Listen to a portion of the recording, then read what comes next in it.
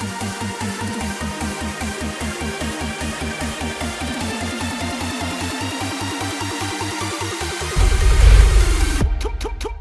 everybody, welcome to the stream. Hello. Hello Ukulele, hi Double Pixel. Hello Beardsley. Good afternoon to you too.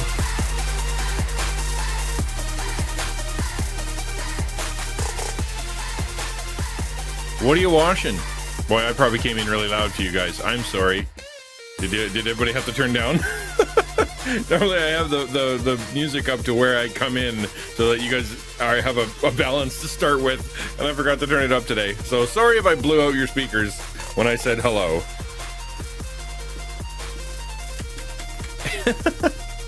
Whoops. All good? Okay, that's good. Hello, DJ. Making a mess at the moment, washing windows and changing curtains. Sounds like you're cleaning up. But yeah, I know. You have to break it. You can't make an omelet without breaking a few eggs. I get that. That's good. How's everybody doing today? Last stream of the week. Although I am thinking of something. After yesterday's conversation with Empress Chronicle, I'm having a think. So maybe Fridays? Question mark? But not in the way you think.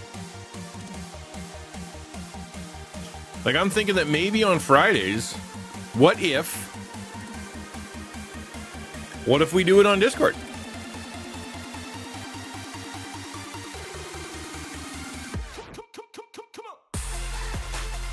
You blew up my eardrums? Yep. Sorry, dude. Oh, you're on leave. Oh, that's cool. Annual leave. That doesn't sound like vacation. That sounds like they kicked you out for a week. Is that how that works? Yeah, sorry. I try to remember to turn it up so everybody's audio is in the same place when I come in and say hello, but yeah, it's not a perfect system. You know what I'm saying? Plus, I'm still getting used to Spotify. It's not the same. It's very similar, but not exactly the same. Plus, it won't shrink. So annoying. The actual screen itself at full, at like the smallest size, is like a quarter of my screen, which is super annoying. It's holiday leave, but Gal's got to do the cleaning. Yeah, I hear that. We were out yesterday. Doing. Okay, so like months ago, on our front lawn, the wind knocked over a big branch. It's been sitting there all winter, just under snow and whatever. And so we're like, okay, it's spring now, no excuses. Let's get out there and you know, pick it up and chop it up and whatnot. But I had no tools because I am who I am. And so I was out there with like garden pinchers and like a saw that was dull, trying to put this thing together and make a bundle of sticks and whatnot. And we got there, you know, with a little bit of elbow grease and whatever. We got there. But yeah, it must have looked ridiculous on the other side of the street. I'm out there like, I'm like, where's his sawzall? Where's his, you know, power saw? Why don't you have a chainsaw? Like, because I'm not a real man. I don't have any of that.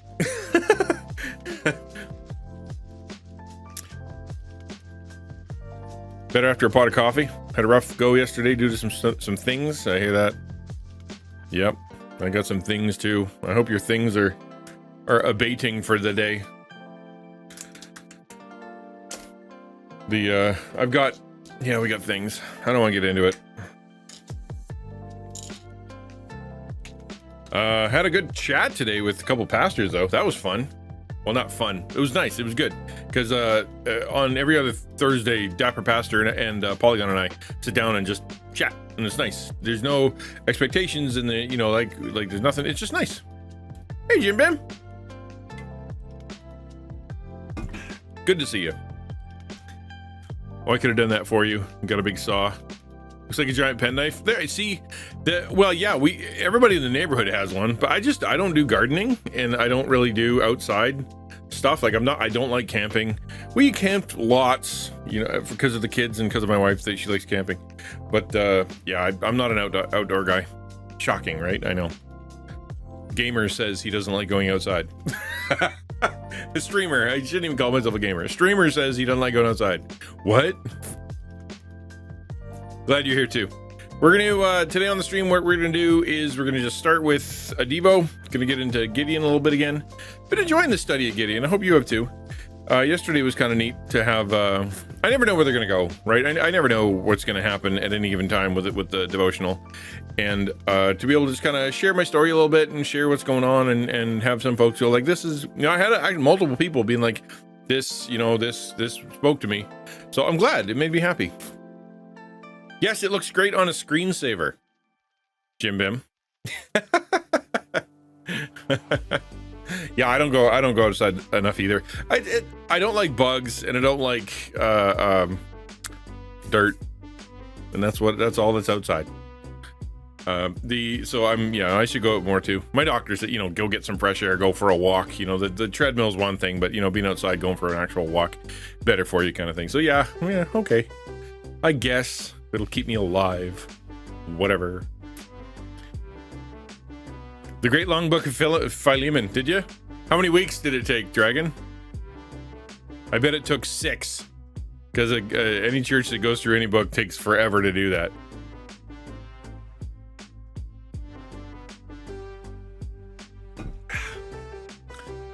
What are you guys looking forward to on the weekend? What's going on in the weekend that you guys are looking forward to that's going to be interesting, or something that is an event that you don't get to have? It's turning into spring, at least up here it is now. So that means that, yard work and raking the lawn and washing the car and doing all the things and picking up all the crap that melted off the snow. Like, what are you guys doing? You're doing boats. Oh, nice. Oh, you're doing blessing boat. Is that what you meant? I'm like, oh, you get to go on a boat. No, you mean the blessing boat. 2-year anniversary. That's today? Or on Saturday? Far out. That's cool. It's crazy. It's been around for 2 years. Crazy. I've been around for 2 years. So yeah, it all feels like it's just still brand new. 3, but only for 1 hour a week. Still though. Yeah. I did a sermon series a while back I called Summer Shorts, and it was just the shortest books in the Bible. Nothing planned, nothing to do. That's probably for the best. Just let it roll. Be happy. Be present. Play some games. Far out. It's funny. I was talking to who? Was it Beardsley? Yeah, it was Beardsley. I was on Beardsley's stream, and he said something that kind of came out like if this was my last day on earth, or if this was the end of the world or something like that. I can't remember how it worked, but like I heard it differently than he said it. And then he's like, so I'm gonna play Call of Duty with my dad. And I'm like, did he just say that this is the last 24 hours of his life he's gonna play Call of Duty with his dad? Like, that's pretty funny. Clickety click click. I sent it, and he goes, no, that's still pretty accurate. If it was my last 24 hours, I'd play Call of Duty with my dad. Like, okay.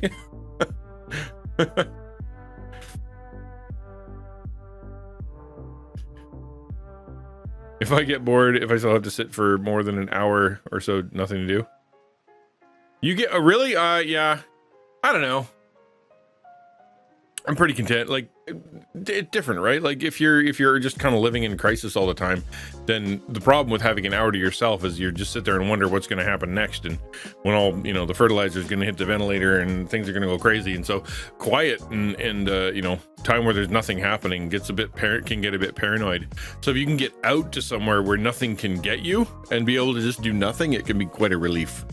Like, just lying there, nobody can get me and nothing bad can happen, and and my phone is off, so therefore even if something bad happens, they can't talk to me for like an hour. Yeah, doesn't happen very often though.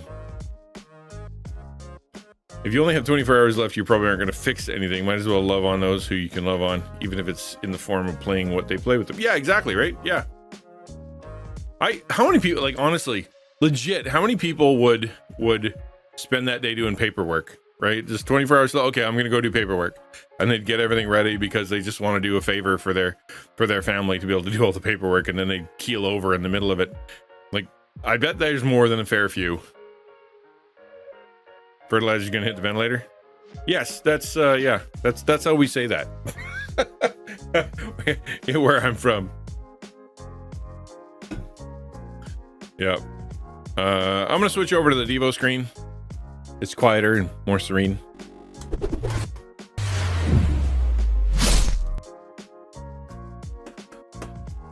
Ah, isn't that better? Oh, that lousy noise. Just chill. Yeah, and the noise comes in. Hi, Jeff. Hi, Giselle. Hi there. Welcome to the stream. Thank you for coming in. 24 hours with the loved ones. Yeah, yeah, exactly. Not doing paperwork. Thank you for the Prime. I appreciate that very much. How are you today? How's Giselle coming in? That's cool. Cool. S rank ninja. For how long? What is that? That's not your first one. What is it? That can't be right. What's your... It's so funny that Stream Elements has been subscribed for 6 months. I think that's hilarious. Yeah. See, I have a choice between turning all that stuff off. Like, I've got the channel reward stuff off, because, you know, all that, the noisy whatever. But I'm like, you know what? If someone's gonna sub or someone's gonna like follow or whatever, then we want to have a little bit of, we want to know what happened, because that's a big deal. But not all that craziness. So yeah, I leave it on, but that is pretty funny. I want Giselle to make a comment so I can see how many months he's been subscribed for, so I can say thank you. There he is. 1 month. Okay, it is. Okay, good. Because it didn't come up with any alerts. Like, usually it's got all kinds of words after it. I was like, he has been subscribed for whatever. Terrible start to your morning, but life goes on. You want to talk about it? I would love, not I'd love to hear all your misery, but I'm happy to. I haven't started yet, so if you want to chat, we can totally chat. Not the right button. That's the right button. There we go. Because I hear you, man. It's if you're going through stuff, and this is true. I was talking yesterday about existential exhaustion, right? That idea that everything is just too much, right? It's just, there's too much going on for your poor little human body to handle and your poor little human brain. And you can wake up and you can get through that. And you can kind of keep going and everything's fine. You can have a good morning and everything's doing normal, everything normal. The problem is when you get hit with like a thing that you don't have the resources. I kind of talk about it this way. You're running at basically like 1%, right? Like the fuel in the tank is at E, but you're still driving, right? You're still driving, you're still going, you got 1% in the tank. It's fine. You can get through the day. You can go to work, you can have a shower, you can brush your teeth, you can do whatever. But if anything happens, it hits you 10 times more, right? If I have a psychological study help that's basically tracks your stress, and you count up the number of how much stress you have, and then it's like, this is why you're getting sick, and this is how long you'll be sick for. And it's basically like, you don't even realize over the last year how many things have been piling up in your heart and in your soul and in your mind and all the frustrations. As soon as you start thinking about it, you're like, yeah, I have been through a lot. It's no wonder I feel like I'm carrying more than I thought I was, and everything is harder to do, because I forgot that I'd lost this and done that and made this change and moved here and started this relationship, and like all these things are some, even positive stuff can be stressors. And what ends up happening is, like, you're like, why am I so, I shouldn't be like this over this one little thing. Because it's not the one little thing. It's all these other things plus that one little thing. And that just happens to be the one that broke the camel's back kind of thing. It's crappy. I don't like that. I've never liked that feeling where I'm like going through and everything's starting and everything's good and you're kind of hanging out and the day is going well, and then just a thing happens and you just feel like your stomach falls out from underneath you, and you're all of a sudden you're tired, you can't keep your eyes open. What's the point? Like, it's just, it feels so crappy, because like things were fine 10 minutes ago and I was doing fine, and I hate the fact that it just pops like a balloon. Giselle says, yeah, mom's a lot less strong and I have to pay attention to school, and work is cool, but very time consuming. Don't have a lot of time to look to God, just to chill, really. I hear that. Yeah, no, I hear you. I mean, there are seasons in our life where we live with a sense of urgency, right? Because, the job needs more, the family needs more stuff, is in your life that is just, it requires you. And you can live with that sense of urgency for a little while, but if it doesn't abate, if it doesn't slow down at some point, it can you just use up your resources. Like your body can run on adrenaline and run on the fight or flight, inject you with some cortisol and keep you going, and for a while keep you from getting sick, just kind of superhuman chemicals in your body. But after a while, those chemicals wear down. There's not enough to squirt out in your little glands, and that's where you end up making yourself. And then you kind of start leaning heavy on the coffee, and you lean heavy on the whatever puts you to sleep at night, and you lean heavier on whatever, and that's where things start to go sideways. You need that, like you said, that time to just kind of pause, hang out with God. In the Bible, they call it Sabbath, right? The idea is that 6 days you shall work, and the seventh you shall rest, because God said so. And it's not, and the way Jesus said it was, like the Sabbath wasn't made so that, it's not a religious thing. It was a gift from God for man, right? The Sabbath was made for man, not man for the Sabbath. Like it isn't that Sabbath exists so therefore religiously do it even if it's miserable. No, this is a gift. The Sabbath is a gift to you. Stop. It's okay. Trust that God can take over at this point for the next 24 hours, the next 12 hours, as an act of faith and as an act of will and as an act of thanksgiving to say that, you know what? I'm not God. He is. Yeah. And mostly sick, probably because you've been living at that sense of urgency, right? Yeah, exactly. It's normal. And 4.5 months of urgency. I feel you. I did, right before I hit burnout, I think it was about a year and a half of true nonstop, urgent, every week, twice a week, 3 times a week meetings and horrible stuff happened. I lasted about a year and a half before my body brain just stopped working. And that's where, things were really, really bad. It's amazing that how much you can go through as a human being. Like, we're built to survive. We can go through a lot of miserable stuff physically and psychologically and all kinds of stuff. Like we can face a lot. And the problem is we don't recognize the damage it's doing, right? The actual permanent scars it's leaving, or the post-traumatic stress disorder it's creating, or the glandular issue or whatever. It's just we can keep going. Yo, sin kills. It sure do. Love your name. Very, very cool, especially with the Z. But yeah, right. We can keep going, but you don't realize until you take that break when all of a sudden your body's like, and my knees don't work, and my stomach's got an ulcer, and I get headaches now, and I can't get out of bed, and like everything just kind of hurts. And it does for a little while until you get to that recovery point where your body repairs all the stuff it hasn't taken the time to repair. It's just normal. I've definitely learned the value of, and Giselle, this is something that you probably understand, that caregivers have a really hard time taking a break, taking a rest, taking time off for themselves, because they feel like they're being selfish, right? They feel like they are being, they are taking away from the person that they're supposed to be caring for. And so therefore they go, you know what, if I stop for an hour, if I stop for a day, if I walk out and say, no, I can't do this for a little while and just go take care of myself, I'm being a bad son, bad husband, bad nurse, bad whatever. And you end up sacrificing your health, your happiness, your joy, your spirit on the altar of serving this person. And it can become a lie that is in our head, right? And Sis Pineapple knows this.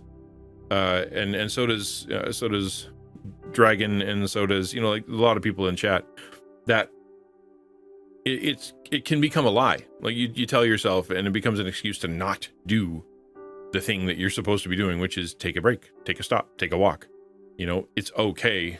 You can do that. You have the right to walk out for a little while and take care of yourself. It's just really hard to do when you're the caregiver, when you're the one that is, all the responsibilities are put on the shoulder of. Sometimes it's hard to even ask for help, simply because you don't know if you can trust the person that you're asking for help. Hi, Pops. Good to see you. Right? Like I want a break, and someone offered a break, but I'm not sure they're going to do it right. And therefore, what if I'm not there? And what if they do it wrong? And what if? No, I'll just, I'll keep doing it. I'll just sacrifice myself in that way. The problem is that it's very unhealthy, right? It's very unhealthy, because you will, in the end, after a little while, hey, Orange Crush, after a little while, you won't be able to help. That's what ends up happening. You get to the point where because you haven't rested, because you haven't taken care of yourself, because you been pushing, you end up with resentment, and you end up with sickness, and you end up with body issues where you're just like, you physically can't do it, and now you can't help because you haven't been caring for yourself for a little while, right? Or you can feel like you've been a burden to them. Yeah, exactly. Yeah, and that's not true either. Cispanable said, I did 8 years of urgency, 7 days a week. Don't know how, to be honest. When I look back, it can only have been God. I did a lot of damage. It took me a year to crawl down from that heightened state. Oh yeah, for sure. Crawling down. Yeah, no joke. Like living at level, DEFCON 4 for that long, it takes it out of you. And you can't just turn it off, right? You can't just turn it off. You can't be like, okay, I have nothing to worry about now. All those things still stick with you, and they could be because of you. It's like a Pavlovian response. You're just so used to it. You hear that noise, you do that thing. This is the morning when you're supposed to do that. This is what I'm supposed to do with myself every night, and it goes away. But it doesn't mean you can turn it off. I have a terrible view of help, and I know it's terrible for me, but my family's an exactly great catalyst helping me with it. Yeah, and it's hard, man. And I know, because some of these issues, things we're supposed to be caring for, are so complex, and so, they require to know what to do and how to run the machine, and all the medication, or how to do how the specialized care and conversation and the way to talk to the person that you're trying to care for. It requires a lot of practice. And so it becomes really hard to say, you know what, take it from here. But Jazeel, I will say, and I know you know this, but I'll say it anyway. And that is, at some point, you have to be able to step back for just even a little bit to say, if I don't figure out a way to do self-care along with caring for this person, in the end, the person I love and am caring for is going to be worse off. They're going to be suffering because I will have burnt out. And now all the people who weren't trained, and all the people I didn't give practice to, and all the people I didn't, count on, they're not there. I don't have that support network because I was the only support network, and I thought I'd live forever. And then now that person's in trouble. But if along the way you can be, let someone in, do one time, and then have a conversation about it, and then you keep going, and you take a break, and then they get a little bit of practice, then if something happens, you've got some people that are, there. But I get it. Sometimes you're just lonely, and there's nobody there, and there's nobody who can help, and you don't have the brothers and sisters and mom, dad, uncle, that can step in. Sometimes it's just not there. Which is, Pineapple, 8 days, 8 years, 7 days a week, right? Yeah, it's hard to be a caregiver, and you need time alone, even if it's just an hour a day. And that's true. Yeah, Dragon's right. And because he would go banana bonkers if he didn't have a chance to go for that walk, take a break, because you just lose your mind. You really will. You just lose it. Yeah, I get guilt tripped, and I'm lazy when I don't take care of everything I have to. Yep. That's the lie, right? That's the lie. That's the demonic, satanic lie that says to you, you are Jesus. The only one who can save is you. The only one who can care is you. The only thing they need is you. The only way that the perfect person for the job is you. The only one who has training is you. Like, it's that Messiah savior complex that ends up sneaking up on you, that you feel guilty for not being that person's number one savior, that you're the only one that can do it. And it's hard to say, you know what, maybe I'm not the only person in the world that person needs, and maybe I can step down and somebody can do it as well as me, or 80% as well as me. In leadership development course, teach that if you can find somebody that can do something 80% as good as you, let them do it. Because then you don't have to, and then don't worry, it'll be good enough. Right? Yeah, it's hard. It's really hard, and you're not alone. There are a lot of caregivers in the crowd who understand exactly what you're going through. Pineapple says, I used to have days where I booked a day off, but then didn't tell the carers, who popped in periodically just so I could have a day with no expectations. I'd go into town, get lunch, cinema for a while. That's the way to go. Yep. Yeah, delegation, exactly. It's just really hard. because it requires trust, it requires risk, it requires investment, and, like there's all kinds of things that make delegation hard. But you got to remember, the reason that delegation is hard is because of pride, is because of fear, is because of your anxiety, your shortcomings, not the people you're projecting those onto. It's you. You're the one going, I don't trust, I'm the only one who can do it, I don't know how, I can't train, they don't know enough. Like, that's all your baggage. Even if it's just for a few hours, it's hard. It's not easy. And you can't go 7 days a week. You can't. You physically can't do it. You won't last.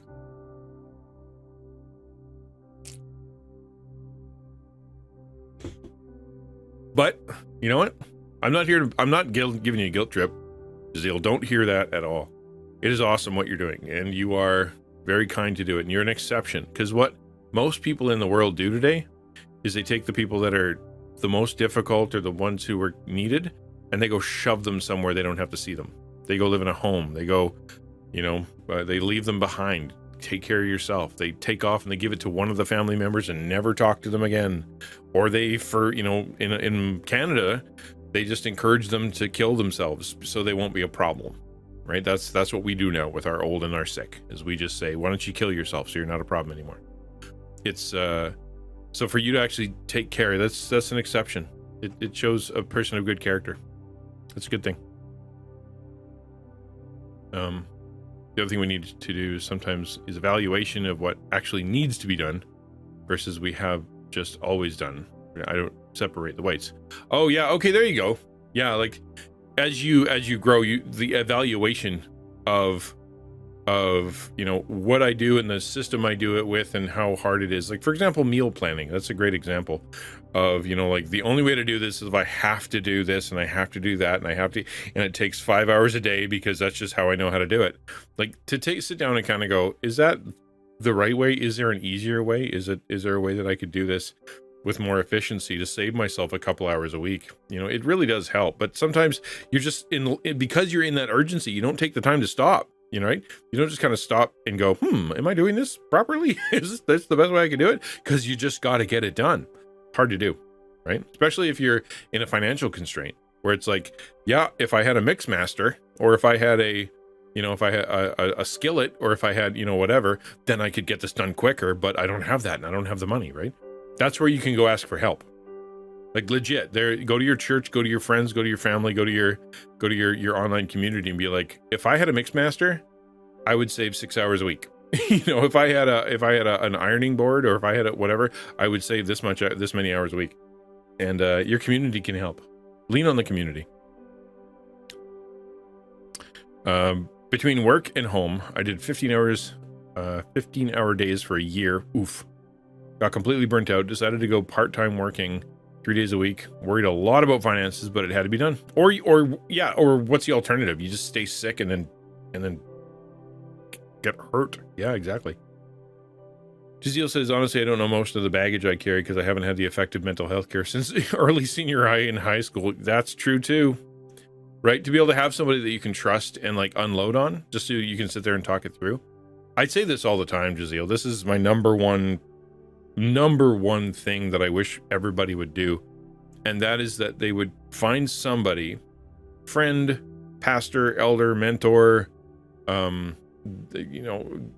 whatever, that you trust, that has gone through some stuff, and that cares about you, isn't gonna like gossip behind your back or whatever, but that you can kind of sit there and just bellyache to, like you, not to look for solutions, not to ask for help, not to try and get, wisdom or whatever, just to release from your brain and to verbalize the pain, the difficulty, the confusion, the anger, the sadness that is what is inside of you.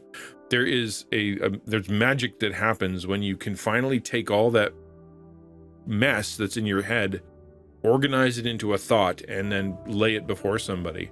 It's very dark up here, but when you let it out, somehow it becomes smaller. The light shines on it. And it just releasing it from your mouth, just saying it out loud, has an amazing effect on the human psyche. It's just, a lot of people are afraid, right? if I tell them, they're going to gossip about me. If I tell them, they're going to try to solve my problems. If I go tell that person, they're going to tell me all the things that I'm doing wrong, and I'll just feel worse. You know, if I tell this person, they're going to tell on me because I'm doing something wrong. I'm coping in a bad way, and they're going to tattle on me, and then I'll get in trouble. You know, if I tell somebody, they're going to take over for me. They're going to say, you're no good, and therefore they're going to try to take over. Like, you've got all these fears that keep you from sharing, keeping you from open up your mind, keep your heart to anybody else. But it's so critical to find those people that you can just talk to. That, like, one person. I have one person, two technically, but one over the last 3 years. One person that's in my life right now that I trust, knows what I'm going through, has experienced similar things, has no solutions for me, and that I can just say whatever I want to in whatever language I want to, right? I don't have to couch my language or talk a bunch of church talk. I can just say whatever's on my mind, and they're not going to judge or anything. They're just there to listen, and then they'll share their stuff, and we'll just sit there, and then we'll eat sausages and leave. Like, we're not looking for solutions. We're not looking for anything. There's no, you should talk to my counselor, you should go look at this, and why don't you try that? It's just, yeah, that sucks, bud. You know, that really sucks. Just to hear that, you know, that's really hard. What you're going through, I affirm in you, that is hard. It is difficult. And you gotta, yeah, okay, it's not just me. It is hard, right? It does help. It really does. Ukulele says, my husband grew up from scratch cooking, but his body just won't let him do it anymore. He's discovering the microwave meals can be yummy. There you go. That's the stuff. We had hot dogs for the first time yesterday in forever. Forgot how good hot dogs were, man. Hot dogs are so good. That worked. I put mine in the microwave. The reason I said it is because I put mine in the microwave.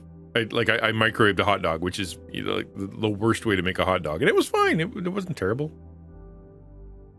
That worked for a while, but then my time gradually got filled up with mom stuff. There was nothing I could do about that. No one could help. They could not keep her with her dementia. Yeah. Yep. And, like, if you had, you know, if you've got, this is the part that makes me so frustrated. If you had the $100,000, if you had the you know, whatever, all this pile of money, you could get the help, and you can get the care, and you can get the person that you care about the right materials, and we're all just, it's just so frustrating how expensive all this stuff is. But, you know, the choice is, you know, you got to do it. It just sucks for a little while, but God sees it, God honors it, God knows, and it's not wasted. Like, all the caregiving you did, and all the misery that you go through, and all the difficulty, and all the stuff you learned on the way through, it's not wasted. Like, it will be used, and other people will gain encouragement from you. It's you had going through it is hard. DragonDaddyBear says, I thank God for my wife. We came from such a similar history. We can just let it out. It's wonderful that my wife is one of those people for me. Yeah, for sure. Sometimes they're not, right? Sometimes two people, like, they love each other and they work, you know, whatever, but they that there's certain things that neither can carry for the other, and they need someone else to do that for. That's usually the way it is in my experience. But that's a nice thing. Jazeel says, I don't think I have the effective way of coping at all. I just kind of go and take everything good and that I can as food for thought. Well, yeah, but that's the thing, right? If it stays in here, it'll just jumble up, right? It needs to be manifested into the world with words or used. Like, you can hear, you know, breathing exercises are good, or don't have so much caffeine, or, you know, go for a walk outside, or, you know, here's a tool that you can use to be able to make your life a little better, or, you know, whatever. And it can be all good up here until you make it happen and do it. It's not helpful. And you can say, I need a break. I know I need a break. I need an hour off. I need to take some time. I'm running out of energy. I'm getting grumpy. I'm getting resentful. You can say it all the time. It's not until you actually sit down and go, this is a must, that it actually happens, and you can glean from it. Leaving it up here, it can basically drive you crazy, because it becomes, your brain argues, this is your sense of responsibility and this is your sense of self-care, And then they just start to fight with each other until you're just miserable.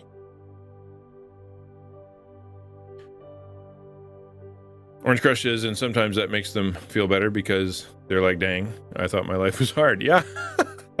Yeah, we're talking to somebody about that before, that, you know, being careful with who you share with. Because some people, they can't handle it, right? If you're at the level of suffering that is, you know, 99th percentile difficulty, there's some people out there that they have a good heart. You know, they want to help. They're not going to gossip. They're not going to anything bad.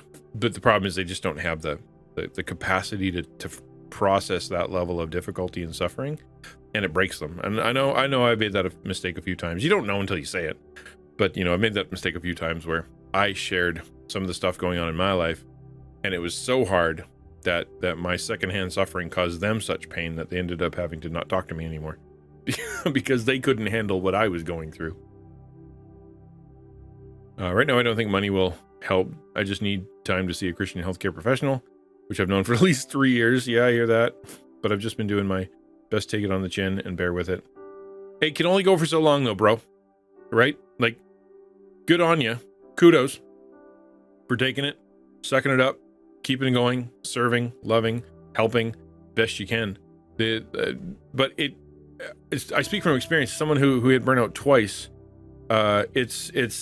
You're eventually, literally, your body will stop.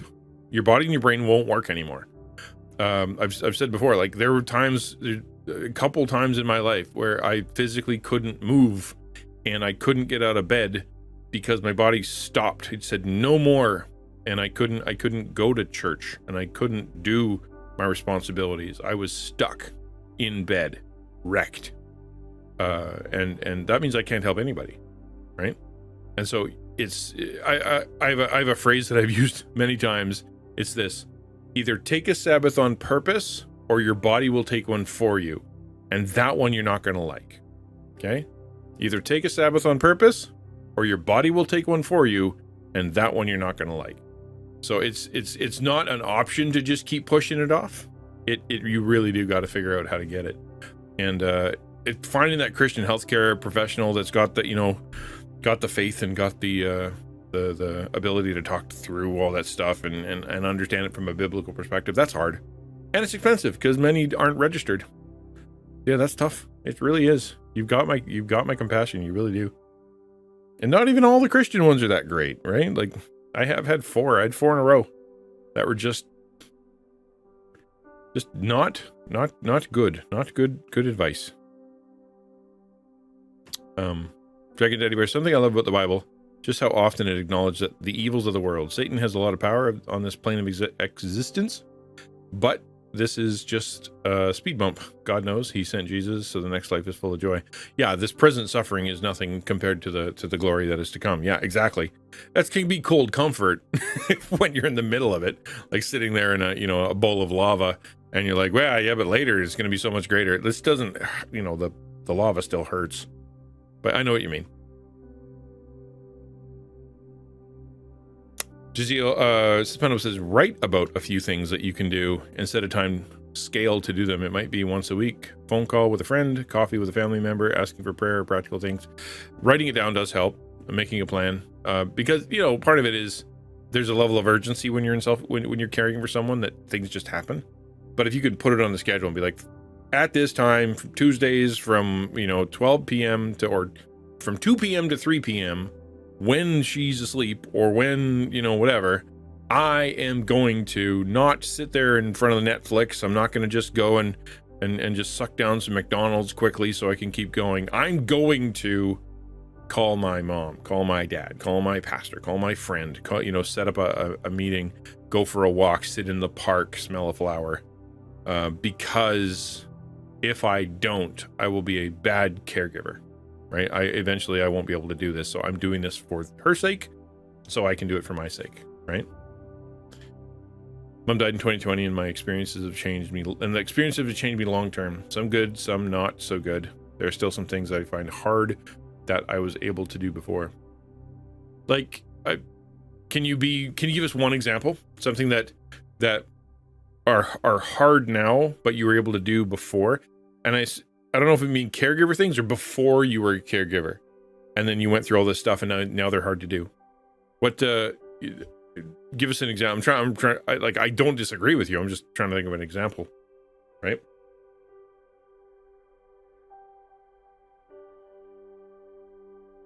For 40 years, I'd never had a problem walking into a store, right? It was never a problem. The idea of walking into a store never occurred to me that it could be a problem.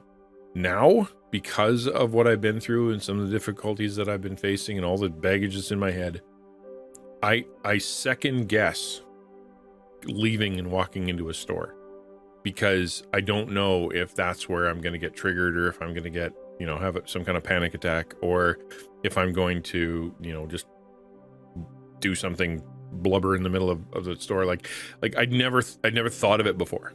Never go to the store. You just go to the store. Now I have to evaluate where I'm at before I can do that, right? Or psych myself up. It's a consequence of life, that the life I've led.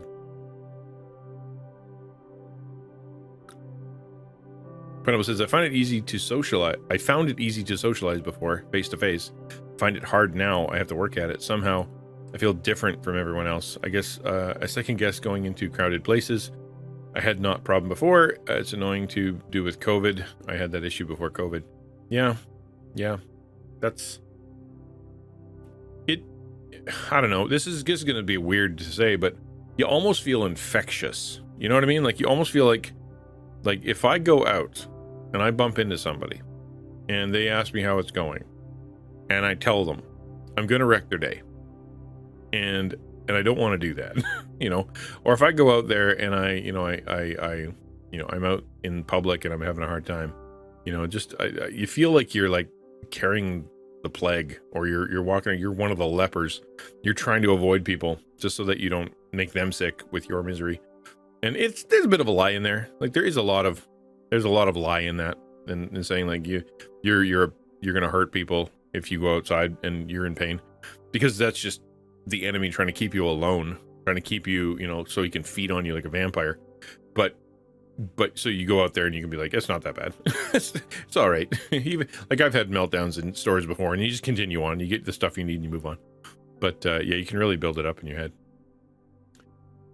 People said to me, how are you? I said, just fine, thanks. And it was too hard to put on the false smile all the time. Yeah, I hate that. I hate the how are you as common greeting. It's so frustrating. Like, you want to know? Really? I feel bad for one guy. I was going through a bad time, and I just went to the mall, and I'm like, I'm just gonna go walk around. I'm losing my mind. And I went to a store, walked through, and for some unknown reason, this mall store had a greeter, like, what? Just a guy, and he's like, how you doing? Trying to be all cool. And I just told him how I'm doing. And you can just see he's crestfallen, embarrassed, scared, and walk through the store. Like, don't ask me. I will tell you, and you will feel bad. I did.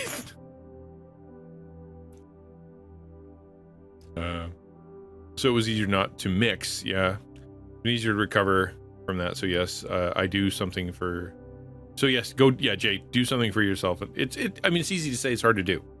But I will say from personal experience, if you don't figure it out, your body was going to take a Sabbath for you, and you're not going to like that one. Move my fake smile to work, and now I can't completely compartmentalize anywhere else outside. I think that's a sign. You need to see that as a sign, right? You need to be like, so I was able to compartmentalize before. I was able to control my emotional, the difficulties that I was having. I kept it at home. I kept it personal. Now it's leaking into my public space. I'm having a difficult time holding it together in these arenas, because the next step is now I'm having a hard time keeping it together in my professional areas too, because there's too much in the box I haven't dealt with. It's leaking too much. That's a sign, right? I was able to deal with it. Now I'm able to deal with it way less. and now I'm not able to deal with it at all. And once you get to that point, you know, that's where you make mistakes. That's where the public stuff happens. That's where things that you regret, like, I wish I wouldn't have flipped out or told that person that thing, or you know, whatever that happened publicly, because you knew it was coming and you didn't bother to kind of decompress or stop the leaking when it was happening, right?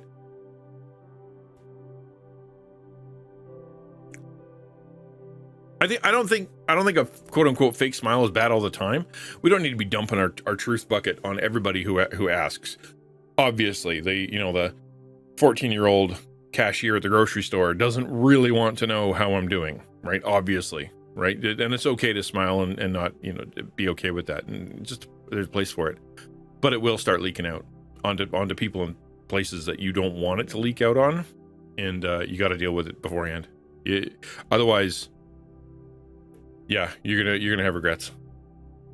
I think the struggle leaking out in public is healthy. It's not embarrassing. What? Yeah, not everybody gets it. But the problem is, North Hill, and thank you for contributing, is that it's uncontrolled, right? If you do this, I'm going to go yell into a pillow, or I'm going to go counseling, or I'm going to go and talk to my friend, or I'm going to go for a walk and, you know, like, just kind of pray it through in a whatever, or I'm going to, you know, write it in a journal. It's controlled. If you're out there and you know, it's you aren't dealing with it, and your little heart box is just like busting, and all of a sudden it goes, you know, it shoots out an emotional cloud, and you don't control it. It's gonna things are gonna happen. There are a bunch of things that can happen. One is that the person who it releases on, you can hurt, right?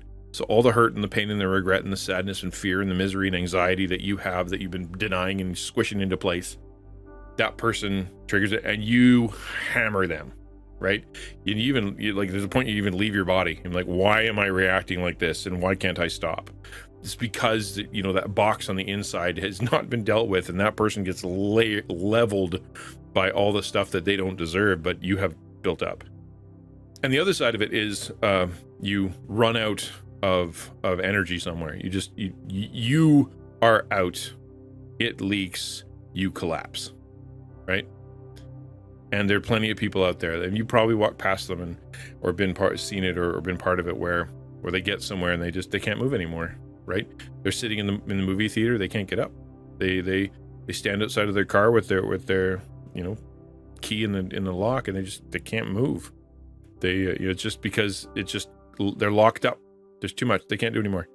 And I don't want that for anybody here. It's too hard, which is why you got to do it in a, like, you know, time and place and I guess deliberate way, right? Are you in Discord? Maybe we can pray for you. There's if they want to post things, maybe we can jump into the Taco Discord. Yeah, for sure. The Taco Tribe Discord is the new one that everybody's joining. It's all where the cool kids are. And it's got 4 different communities of amazing Christians and Christian content creators and leaders in the Christian contenter creator community. That's how to say that. And so yeah, there's a lot of care there. A lot of care there. A lot of care.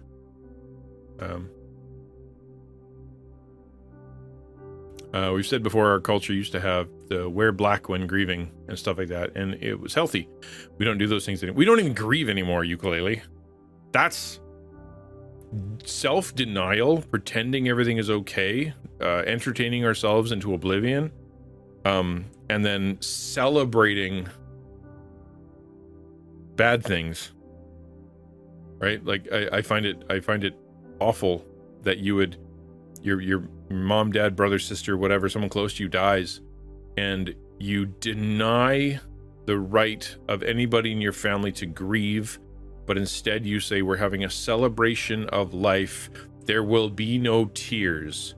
There will be no eulogy. There will be no commemorating of any kind of thing. We're going to have a party. We're going to let off fireworks. We're going to do fun stuff, sing their favorite songs, play some rock and roll, have a dance. Here's what happens is that Heartbox, which was supposed to be released out into the world out into that environment, the grieving environment, where you're supposed to cry in public and hear about hope and recognize others are sad too, and be able to hear the stories and share stories about this person and like work through the grieving process, at least part of it. It will happen, but it'll happen in an unhealthy way now, right? Because you're not guided through it. You're not given any kind of place for it. And because you've been told it's inappropriate, you'll try to cram all that guilt into your box, and it's going to explode. There's too many people out there like that. Hi, Samus. Sis Pineapple says, that's true. When my brother died last year, there wasn't even a funeral. It was unhealthy. My sister-in-law did not want one. She could not cope. I feared to do everything, but she could not go there. I offered to do everything. Yeah, there you go. Good. That's good verse. Romans 12:15. Yeah. It's I'm upset with any grandparent / older person who says, I don't want a funeral. Don't give me a funeral. It sounds self-effacing, and it sounds like you're being humble, and it sounds like you're trying to save them money and time. What you're actually doing is denying them the ability to grieve, and you are causing psychological scars. Your family needs a funeral. Your family needs to grieve. They need to see you in the ground. They need to walk next to your casket. They need to take time to have the wake and say goodbye and grieve over, see that you are, because if you just pretend that person's not there, and you're just damaging your family if you do that. We can't weep with people if we don't allow weeping. Yep. Yeah. But I mean, this is all the same theme, right? This idea of we have emotions and we have weakness. God acknowledges it constantly in Scripture, and He built it into us so that we would be dependent on Him and others. We as human beings, we can either deal with it in a healthy, helpful, good, controlled way, or we can have it dealt with in a very horrible, bad way that our bodies take over and our brains take over, and it's all very unhealthy and terrible. We're encouraged consistently to bear one another's burdens, share with one another, pray for one another, confess our sins to one another, to open up our mouths and seek God and seek, it's never meant to be done alone, ever meant to be done alone. We require each other, and we have to take the risk to share, or we will explode and bad things will happen. And if you think you're the exception, like if you think you're like, that won't happen to me, I'm fine, I'm feeling fine, it'll be okay, it's just a period of time, we'll get over it, I'm smarter than everybody else, you're toast. Yeah, we're not meant to be alone. Not by a long shot. Not by a long shot.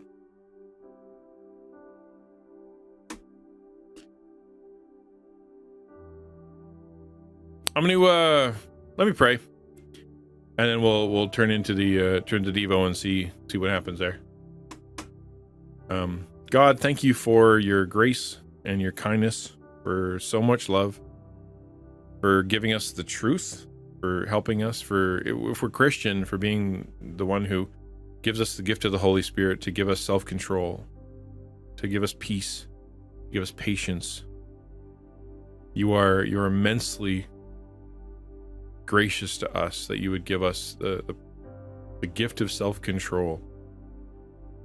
But we are emotional creatures. Jesus, we know that in your story, you wept, you were in pain, you were betrayed, you were angry, you had all the emotions, and you did it perfectly, and we still see how incredibly powerful they were. And if you, who was perfect, had powerful public emotions, then how are we, who are imperfect, supposed to try to deny them?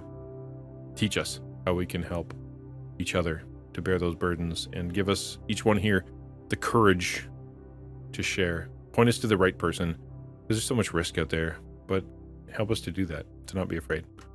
As we open up the word, bless it and help it to be meaningful to us. In Jesus' name, amen.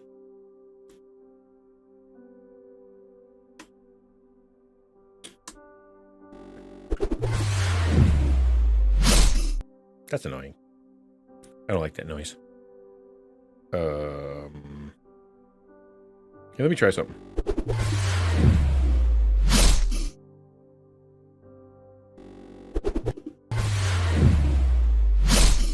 One more try. Hey, I fixed it. Okay, let's do this. Boop. Okay, we're just gonna woo. Most of you guys don't know what I fixed, but I did. Just take my word for it. Then Jerubbaal. We're gonna talk about Judges 7. We're on a Gideon kick right now, and Gideon's got a big chunk of Judges, because it's a really neat story, and it never ends the way you think it ends. We never get to the end of some of these scriptures. You know what I mean? We love the first part. We love our favorite parts, but you get to the end and you realize that, you know, reality kicks in. The story of Noah, get to the end and you're like, man, that didn't end the way I wanted it to end. Holy mackerel. You know, like, there's a lot of things. All right, have a good one. Enjoy your teeth brushing. Okay, so let me read it and then we'll talk about it a little bit. This is actually, I think it'll apply to what we're talking about today. Honestly, I really do. So let's see what happens. Then Jerubbaal, that is Gideon, right? Remember, he was called Jerubbaal because that is the one who Baal contends with, as in, like, he stuck his nose into Baal's business. Now Baal's mad at him, so we'll see what happens. Jerubbaal, that is Gideon, and all the people who were with him rose early and encamped outside the spring of Harod, and the camp of Midian was north of them by the hill of Moreh in the valley. Right? Camps, 2 camps, good guy camp, bad guy camp. The Lord said to Gideon, the people with you are too many for me to give the Midianites into their hand, lest Israel boast over me, saying, my own hand saved me. So God, and you guys know this story, but it's still funny every time. Gideon remember Gideon's whole thing. He's nervous. He's freaking out. The whole time he's moving forward slowly, but the whole time he's deliberate and terrified. So there's Gideon. He finally gets the army together. He looks around. He's like, there are 22,000 people. That's pretty good, you know? Actually, no. 22,000 people, so 32,000 people. This should be good. What an army. And God's like, that is way too many people. If you guys win, you're going to think it was you. So I want to make sure that everybody here knows that when you win, it was me. So he says, verse 3, now therefore proclaim in the ears of the people, saying, whoever is fearful and trembling, let him return home and hurry away from Mount Gilead. So if any of you are scared, like, imagine the announcement.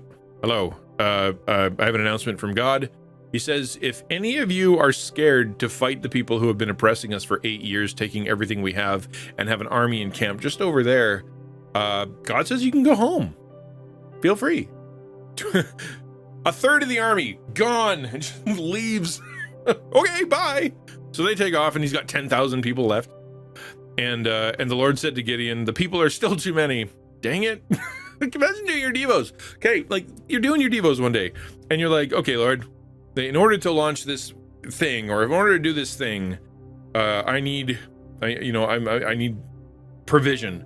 And so you ask, and all of a sudden, God gives you a pile. Like, all of a sudden a pile comes in, whether it be money or things or helpers or volunteers or tools or whatever, right? You're just like, and you're doing your devos one day, and God's like, that is too much. You've got too much money there, or you've got too much stuff there. You got too many helpers, too many volunteers. I'm gonna need you to tell everyone who doesn't, just send 2/3 of it back. Just get rid of 2/3 of it. And you're like, oh, okay. Still, I mean, we still got a good pile. That's not a bad pile. And you're doing your devos the next day, and God's like, nah, it's still too much. Give more of it away. Like, get rid of it. And can you imagine your heart? What would you be doing if you worked that hard? Let's just go, like, because I'm on a fundraising kick and it's all I can think about these days. So imagine you were doing your fundraising. You get $32,000 together. And God's like, that's way too much money all at once. Give away 22,000 of it. Right? Okay. 10,000 is still a lot of money, so I should be okay. God's like, that's still too much money. I'm going to need you to get rid of even more of it. And the Lord said to Gideon, the people are still too many. Take them down to the water. And God takes more of the money away. I feel like I've been on that ride before. No, he didn't take it away. You give it away. That's the hard part. Send them away. Tell them to go home, right? You're just like, okay, I will delete $22,000 from my account. Boop, and I'll just give it to someone else. People are still too many. Take them down to the water, and I will test them for you there. And anyone of whom I say to you, this one shall go with you. And anyone whom I say, this one shall not go with you, shall not go. So he brought the people down to the water, and the Lord said to Gideon, everyone who laps the water with his tongue, as a dog laps, you shall set by himself. Likewise, everyone who kneels down to drink.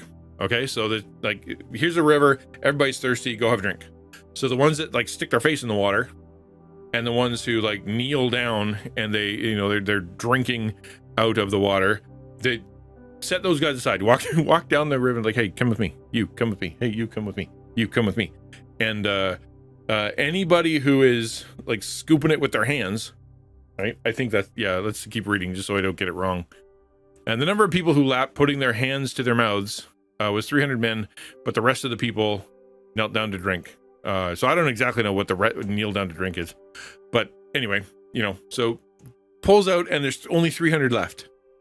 Okay, can you imagine? Can you imagine? Your $10,000 in the bank, and God's like, nah, knock that down to 300. We're still launching. We're still doing all the stuff you want to do, or take your volunteer corps. Cut it, instead of being 200 volunteers, cut it down to 100 volunteers. Instead of 100 volunteers, cut it down to 3 volunteers. You're like, but the work. God's like, we'll still do it. We'll still do it. Okay, all right. You pick up the water with your hands, you can still look around. Good. Okay, there you go. And the number of people who lapped, putting their hands to their mouths, was 300 men, but all the rest of the people knelt down to drink water. And the Lord said to Gideon, with the 300 men who lapped, I will save you and give the Midianites into your hand, and let all the others go, every man to his home. So the people took provisions in their hands and their trumpets, and he sent all the rest of Israel, every man to his tent, but retained 300 men, and the camp of Midian was below him in the valley. That's where we're gonna pause there. Obviously there's the overwhelming application for us is really to look at that and to realize that God will glorify himself how he wants, and it's not our own strength. We were just talking about this, right?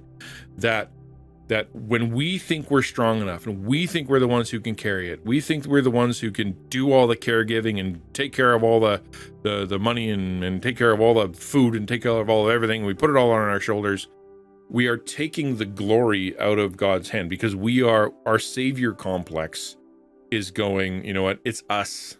And so our story by the end of it is, I was taking care of my mom, dad, whatever, and boy, it was hard, but I did it. Holy moly, I was pretty amazing. And you're like, yeah, God kept me strong the whole time. But yeah, boy, I sure got through that thing. It was hard. That's when God does something like this. He wants us to lean on him. He wants us to depend on him. He wants us to be at the point where we can actually go, I need God so much that this is not going to work, right? If he doesn't show up.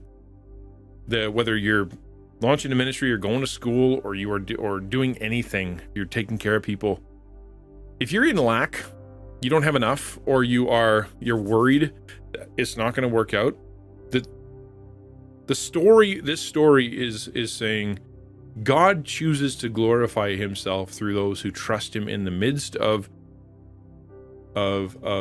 difficult times that are that are impossible. That's where God works best. Later, if you remember Jesus in the New Testament, he's talking about the rich young ruler, right? And says to the rich young ruler, like, have you been obeying the commandments? He's like, yep, I obey every single one of them. And he goes, okay, well, what I want you to do is I want you to, give up all of your money and come follow me. If you wanna know how to get saved, I'll show you. You just follow me. Just give up everything you have and come follow me. And the rich young ruler goes, huh, that's too much. I can't do that. And he takes off. And the lesson at the end was, it's really hard for rich people to get into the kingdom of heaven because their dependence is on their money, on their own strength, on their own cleverness, on their own security at home. It is the people who recognize their need, recognize their lack, recognize how little power they have, that lean heavily on God, on his resources. They're the ones who pray. They're the ones who ask. They're the ones who share their feelings. They're the ones who ask for help from other people. They're the ones who know that it's not them. It's not them. They can't just do it when they feel like it. They require a miracle, so God has to provide. They're dependent. Don't be afraid to be dependent. If you lack and you know you're on the right track and this is what God wants you to be, don't be afraid to be dependent. Trust that, don't panic. Don't run out and go into debt. Don't run out and start, being stupid and making partnerships with people that you shouldn't be partnering with. Don't be cheating on your taxes. Don't go and try to kill your body by going, I'll just get 3 more jobs, or I'll just, I'll do school and I'll do this and I'll do that and I'll do this and destroy yourself. What you're trying to do is you're trying to do God's work for him so you can get the glory to see how cool you are. Can you just say, with what I have and what God has given me in the direction that I'm going, I require God to work a miracle and I will wait on him. Throughout scripture, you see this constantly. Wait on the Lord, wait on the Lord, wait on the Lord, wait on the Lord, wait on the Lord. And what that means is stop for a little while. You have to stop for a little while, right? You have to go, okay, I'm not going to run to the credit cards, and I'm not going to run to a bunch of helpers, and I'm not going to run to, whatever thing I think is going to help. I'm not going to just decide that I need my car fixed, so I'm going to go into debt, right? I'm going to wait and see what God does. I'm going to share my burdens with people who I trust and who love me and who love Jesus, and I'll see what happens. And I will wait, and I may have to go through a time where I don't know what to do and I don't know how it's going to happen. But if I need it, if I seek first the kingdom of God and his righteousness, then all these things will be added to you, is what Jesus says. And you either believe him or you don't. So seek first the kingdom, seek first his righteousness, and then all the other things are added to you, because he says he'll provide. Don't worry about what you're going to eat. Don't worry about what you're going to drink. Don't worry about what you're going to wear. The pagans worry about that stuff. You don't. God's got you. Do you trust him or not? Right? But it's scary when I've had to be independent for so long. Well, I would say that you're far less independent than you think you are, but I know what you mean, right? On your own. But if you take a minute to think about the food you eat, the place you live, the electricity running through your walls, people who created your tools, the people who gave you education, the people who are at your job, like, you are wildly dependent on 1,000 people just to get you through the day, right? You don't have a pig for your bacon. You don't have you don't have an armory to protect all your finances. Like, you don't have it. You are dependent, very dependent. The thing is acknowledging it. Like, I need 1 million people just to get through the day. I don't have the access to power. I can't make my furnace run. I need so many people. Acknowledging it and going, I am utterly dependent. And that's okay. It doesn't have to be me. I am utterly dependent. I can't get through a moment without God and others. Are you okay with that? Can you be okay with that? You have to be. That's how salvation works. Let me pray. God, thank you for your love. Thank you for your grace, and thank you for your provision. You know my situation. You know Samus's situation. You know Jezreel's situation. You know all of us. You know Jaziel. You know Ukulele. You know everybody. You're there. You're present. You know everything. And many of us are struggling to know how to proceed forward, and all we see is fear and lack and inflation going up and people making it harder on Christians, and our jobs that are not paying enough, and our bodies that are falling apart, and our minds that are too full, and our spirits that just feel like they're too weak. You see it all. So in this moment we choose, we're going to stop. We're just going to say, we'll wait for you. We'll wait on you. We will trust you and seek your solution. We're going to do good. We're going to obey you. We're going to obey your word. We're going to continue to worship and continue to thank, continue to serve, continue to be generous, continue to do all the things we know we're supposed to do, knowing you will provide.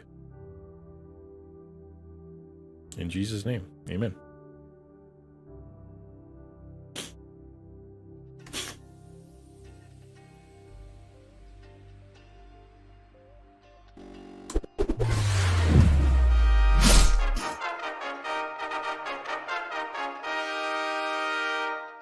The question of the day.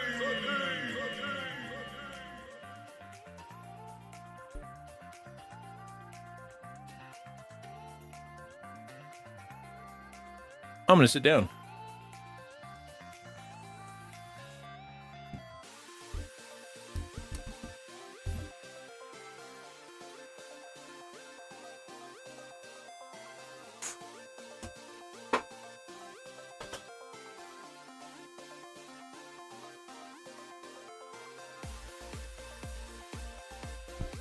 Hello. Yeah, so the question of the day today is, what do you stockpile just in case that you might need someday? What do you stockpile just in case that you might need someday? MREs, especially military, right? What's an MRE?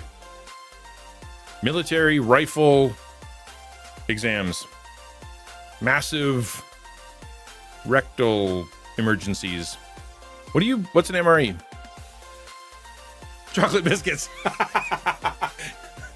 A woman after my own heart. Oh, BREs, break ready to eat. Oh, okay, far out. Meals ready to eat. Okay, yeah, far out. That's cool. Okay.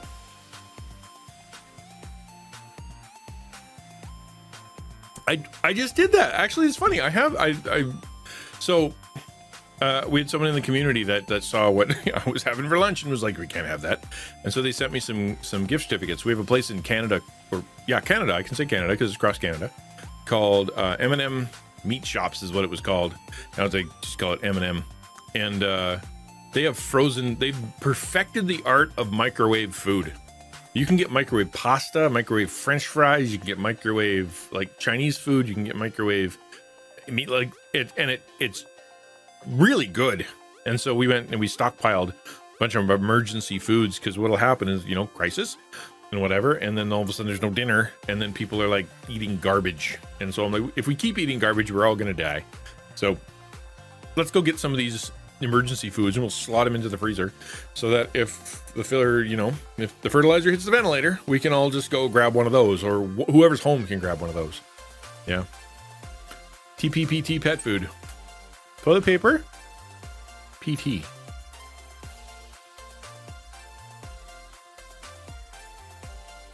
What's PT? Why do you guys know so many more things than I do? Well, a bunch of Americans who use acronyms that I'll never. You sure do love your acronyms, you people, especially you military people. Jeepers, more acronyms than you have words. Paper towels. Okay, toilet paper, paper towels, pet food. Yeah. I have a box of wires, and anybody else have a box of wires with wires that don't even plug into anything anymore? You know what I mean? I think I have serial cables in there and parallel cables I could plug into a parallel printer if one ever needed one. That's certainly, and I don't need them, but I'm like, I can't bring myself to throw them away. Like, what am I gonna do? Like, I've got a USB to PS2 converter, right? Remember PS2? The keyboard connector that looked like a tiny version of S-Video? Like, what am I gonna do with that? I keep tech stuff, cables, adapters, but I end up using it. There you go. Yeah, it's all necessary, you see. Yeah. Oh, actually, it's true. It's true. I have definitely gone back to there and been like, This is why I kept the printer cable. This is why I kept the extension cable. This is why I kept that, one power supply that doesn't plug into anything, but it plugged into one thing. I think I know military acronyms better than most of my dad was in the Army. My stepmom was in the Navy. Both my grandfathers were in the Army. We have a lineage of military. There you go. Back to the American Civil War. Well, dang. Then yeah, you definitely do. I am a peace-loving dude who has no history of military. I guess my grandpa was in. He was in the Second World War. Probably, yeah, Second World War. And but he wasn't a combat. He wasn't in combat, right? So he was a support person. And before that, I don't know. Like on that side, my grandfather's side, my father's side, it goes into Native American or Canadian or Aboriginal or First Nations or whatever you want to call it. That's so like we don't. There's not a lot of written history. So that's for one. But the other one is that like the military stuff we just didn't really kind of track, and then it got weird. Like apparently Louis Riel, who none of you know, he's a relative somewhere up there. He's a great uncle, second times removed. So, but that doesn't really say much about military history. And I've I don't have any military training, and I'm just thankful for those who do, so I can keep doing what I do. I toyed with the idea of going into as a chaplain for a little while. Hi, Xanadu. But the requirements are very high. So I'm like, I don't think I could do that. Interesting little note though, if you do become a chaplain, you get promoted like immediately. You are an officer, I think is what they said, so that you can do things that other people can't do. We believe it goes further back than that. Oh, for sure. Yeah. I was USAF, U.S. Air Force, and work in healthcare insurance. There are sentences that don't use full words. That's fun. Healthcare too. Yeah. Totally healthcare. I'm trying to think what else do I stockpile? Actually, you know what's weird these days? So I take medication, like mood medication, because I do. And one of the side effects is hello. One of the side effects is dry mouth, right? It just happens. And so now I'm stockpiling like mints. I'm the only person I know in the history of the entire world who chews gum well in bed. Like, I'm lying there just so I can go to sleep. There's got to be a better way.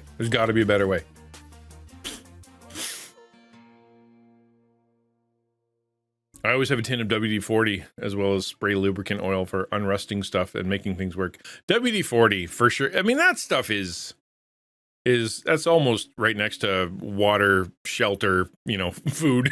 WD-40, because it does stuff that nothing else does. Like if you can't change your tire, WD-40. Like if you need your kit car to run faster, WD-40.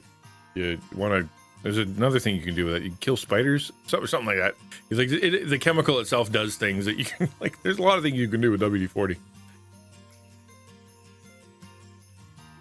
Yeah, well, military family, right? Exactly, probably does have a different vibe than a non-military family.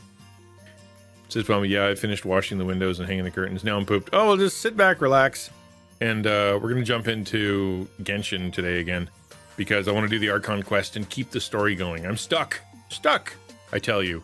But I think I've got enough characters now that I can actually go beat that boss, and then we can just keep the story going, and then that's more interesting. I will get back into Scarlet Nexus next week, but I've had such fun in Genshin recently with doing just kind of fun stuff. And yesterday, were you here, DragonDaddyBear, when I was wishing? You weren't, because you would have been commenting the whole time and being just as violent as Pancakes and Empress were.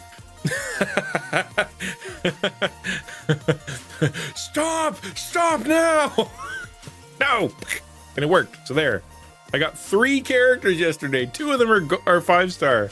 Eat my shorts, RNG.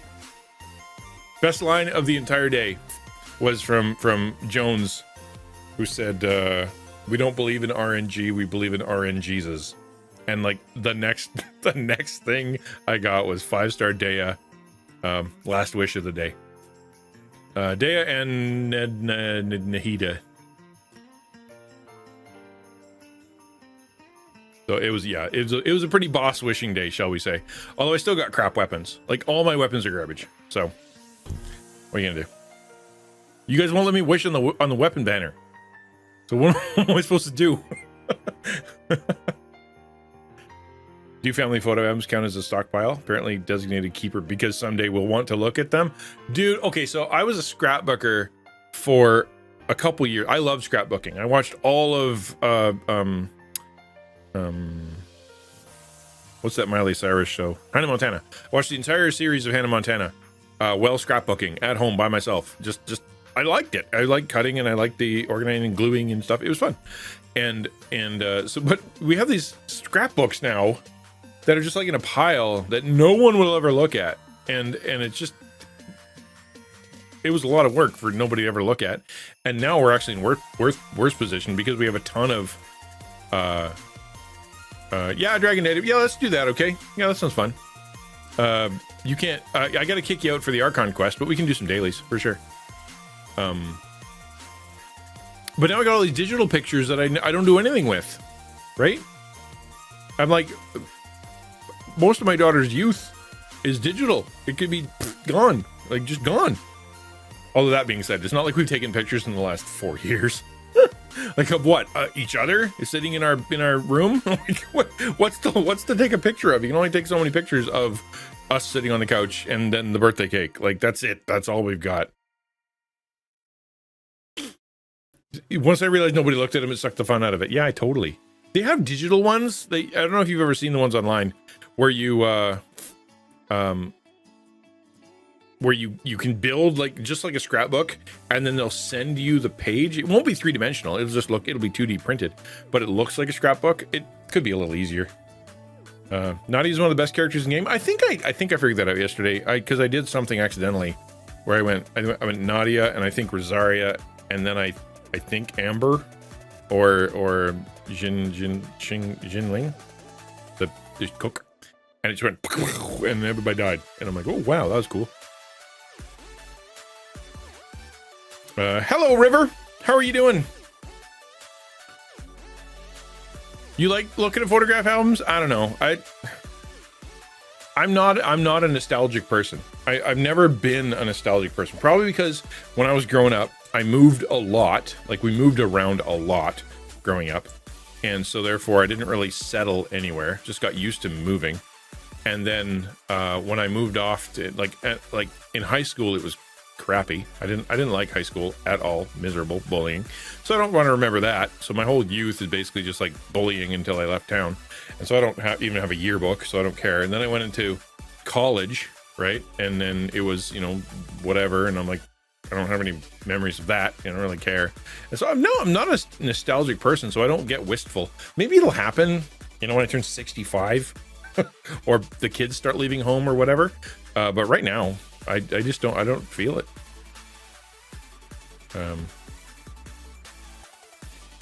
Eating breakfast, getting ready for work. Nice. What do you do, River? Have I asked that before? If I have, I apologize. What's your job? Can I hop on Discord with you while we do dailies? No. Not because I don't want to, but because I do not have the technology set up to do that. Wish I could, but I can't. Says Pineapple says, I discovered the important or photo albums when looking after mom. I'll also take them into the care home for my brother. Paper photos are necessary. Oh, for sure. For sure. Actually, that's interesting because your mom had dementia, and therefore did that help? Was that a good thing to kind of go through pictures with her? Like, or was that weird? I know how that is. I moved almost every year mid-school until my sophomore. Did you really, eh? You don't want to hear something weird? I moved in the same town. We had five different schools and a high school. I went to 4 of the schools in the same town. Small town, less than 10,000 people. Ransom says, question of the day, I've got a fairly large stockpile of relatively useless small items like the rubber pads from earbuds or pants buttons. You never know when you're gonna break one. Never stockpile anything significantly useful though, like food. Yeah. And food, batteries. Who cares? AM radio. Yeah, nah. But if you ever lose a button on your pants, I'm your man. Yep. Join the Navy? Oh, sorry. I'm a support specialist for the software company that puts out the software home inspectors use to write their reports. Gonna try that again. I am a support specialist for the software company that puts out the software home inspectors use to write their reports. Oh, neat. Is that like a database? Is there like a massive database of home inspections then? Is that why? So that people can kind of look at the history of the home inspections on an individual home from a database that's on the internet somewhere, I assume? Or is it just, it's such specialized software that for the reporting that it need to be something special, or both? Then I joined the Navy and moved more. Oh yeah, there you go. Dang. There are a lot of military people on Twitch too. It's actually really interesting to bump into the people who are on Twitch, because they're not like me, except the mental health issues. Other than that, different people than me. People also lose the ability to remember the trillion. It helped a lot. Trillion passwords. Yeah, that's true. I never thought of that. I have the Google password bank, so I don't remember them now. 4 times in the first grade. Brutal. Right at that nice when everything kind of settling in your brain on what school looks like. Yeah, that's rough.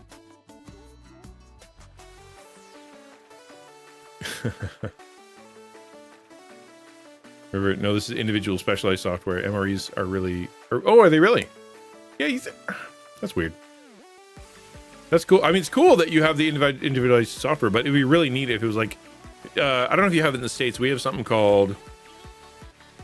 I'm going to forget. Anyway, it's a database for cars that you can go look at the history of what a car has been through. Like, and if they go to like an official dealership and stuff, it'll be like when they got their oil changed, like just really detailed records of what's been happening to that car. It's a big database somewhere. But we have that for healthcare now too. More and more of the healthcare is being databased somewhere out into the world, in Canada, somewhere in the government, where there's like, no matter where you are, whatever hospital, whatever pharmacy, they have the information for you. And so, which is good, unless you have read any book that's post-apocalyptic, then it's not good. Just gotten hungry too many times. Yeah, I hear that, bud. Gherkensteel, what's up, Ninja? Having a rough day. My sister has been unloading on me about how she thinks our parents were abusive and how I'm a raging narcissist.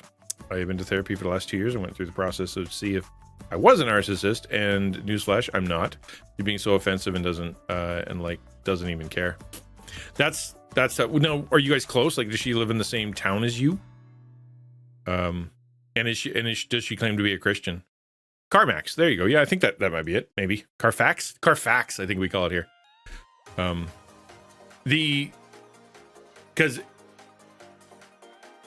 ironically, a narcissist is someone that will often try to convince the other person that they are wrong, hurtful, abusive, terrible, bad, and that they are, nobody will care about them. That's why they're such a jerk. This is the only way that I'm the only one that'll tolerate you.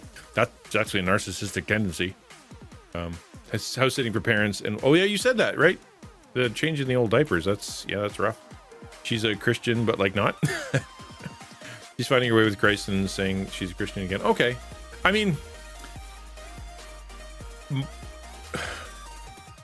I know that's rough, bud. It really is. The question I have, right? Triggering incident. What happened that caused that conversation to happen? is there a bunch of background to it? Like, for example, there's a reason she wasn't asked, right? She wasn't asked, and therefore she's got this big concocted thing in her head of what of reasons.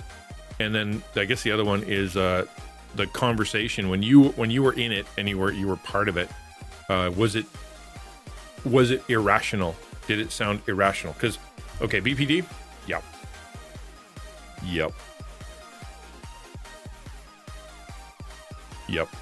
Hey, I'm back. Jay Zeal's here. Got left with the dog, had to go potty. Aw. Cool that he can use the potty, though. BPD's rough. The way BPD works, if you don't know about borderline personality disorder, essentially you think about it this way, is that emotions for a BPD person are on a hair trigger, right? The way that you can describe it is that it's like, for them, it's like driving a Ferrari. And that the difference between going way too fast and stopped is very little on that pedal. And so what ends up happening is that they feel everything times a bajillion. And then if they are very happy or very angry or very betrayed or very confused or whatever, like it's just everything just woof a million. And so what'll often happen is that what we would feel if we were like under duress, super stressed out, super angry, super upset for like days at a time, and all of a sudden we explode and we're just like saying stuff we don't mean because we're so angry, right? They get there in a minute, right? It's a roller coaster ride and a half. Yeah, you're absolutely right. She said I was a narcissist because I wanted her to clean up after her child after she finished a test. That's someone who spends too much time on the internet, probably. Right? So what'll end up happening with that is if you're struggling with mental health, sometimes what you'll do is you'll sit on the internet and you'll just obsess over your own diagnosis and diagnosis of others, and you'll learn a bunch of stuff that that might work, and then you go and diagnose everybody because you see this, and all of a sudden everybody has a diagnosis. That way you don't feel weird because you've got something, but everybody has something too. And this is why I can act like how I want, because you're being irrational because you also have a mental illness, which means I'm not as hurtful because you're part of the issue. It's really hard, especially if somebody has a history of hurting others or being hurt, as in like they always feel hurt. They don't want to feel that anymore. So the only way they can do is either acknowledge that they are the person who hurts, or they can say that the world keeps hurting me. Their world needs to change. And it's hard to convince somebody to that they're the one who's contributing to their own misery the most if they can't hear it, because it'd just be easier if everybody else changed, right? If things got easier on the outside, if I just was given enough time, if everybody would just pay attention, if everybody would just do what they're told, then I wouldn't act like this, right? It wouldn't be a problem to stop setting me off. And it ends up being, instead of looking inward, they push outward, which is where everybody gets nailed. Like you're this and you're that and you're this and you're that. And if you just listen, I'd be fine. I basically disowned my sister. She sounds quite similar. Sorry for what you're going through. It's tough, man. It's really tough. If you got someone in BPD, it's very hard because there's a book out there called I hate you, don't leave me. I hate you, don't leave me. For people who are going through stuff with people with BPD, and that's the title is so perfect because really it's the person feels out of control in their emotions. Everything's up to 11 all the time, and yet in their private life they almost, the third person, are like, I don't know why I'm like this, and it's kind of but so please just bear with me, but they're almost uncontrollable sometimes. Ironically, she wants to go back to the balcony. It's sunny. It's 80 plus. She's a husky. I mean, if she hasn't seen the sun in a little while, yeah, go out there and get nice and matted and sweaty, and then you can give her a bath. Or give him a bath. Derek says, yeah, she's wanting us to say what we have and work on it verbally, but it's only the stuff that she thinks we have, not what our therapist says, because they don't know anything. You can't give anybody a revelation. This is the problem with conversing with people who have mental health issues, is that there's no level of logic you can bring to the conversation that will steer it in a direction where all of a sudden it makes sense to them, or they get the epiphany, or they realize, because it doesn't work like that in their head, right? The mental illness causes them to perceive the conversation differently than you're sending it. And so you'd be like, here's what really happened, and here's what I really meant, and here's the background of that, and this is why you're not seeing it correctly. And you think that what's going to happen is they're going to go, oh yeah, you're right, maybe I didn't see that correctly, but that's not what happened. What'll happen is the mental illness kicks in, BPD, all of a sudden anger, frustration, sadness, misery, and they go to, well, fine then, I hate you. I may as well, because I'm miserable and I'm the worst person ever, and you will never want to be around me, and so I may as well just die. Or they will go, you're the worst. Everything you're saying is a lie. You're just gaslighting me. You're just the most terrible person ever. Stop talking to me, and they'll leave. But the idea of finding that logical middle ground, it's almost impossible. That's why it's a mental illness, right? That's the problem. The perception of reality is skewed.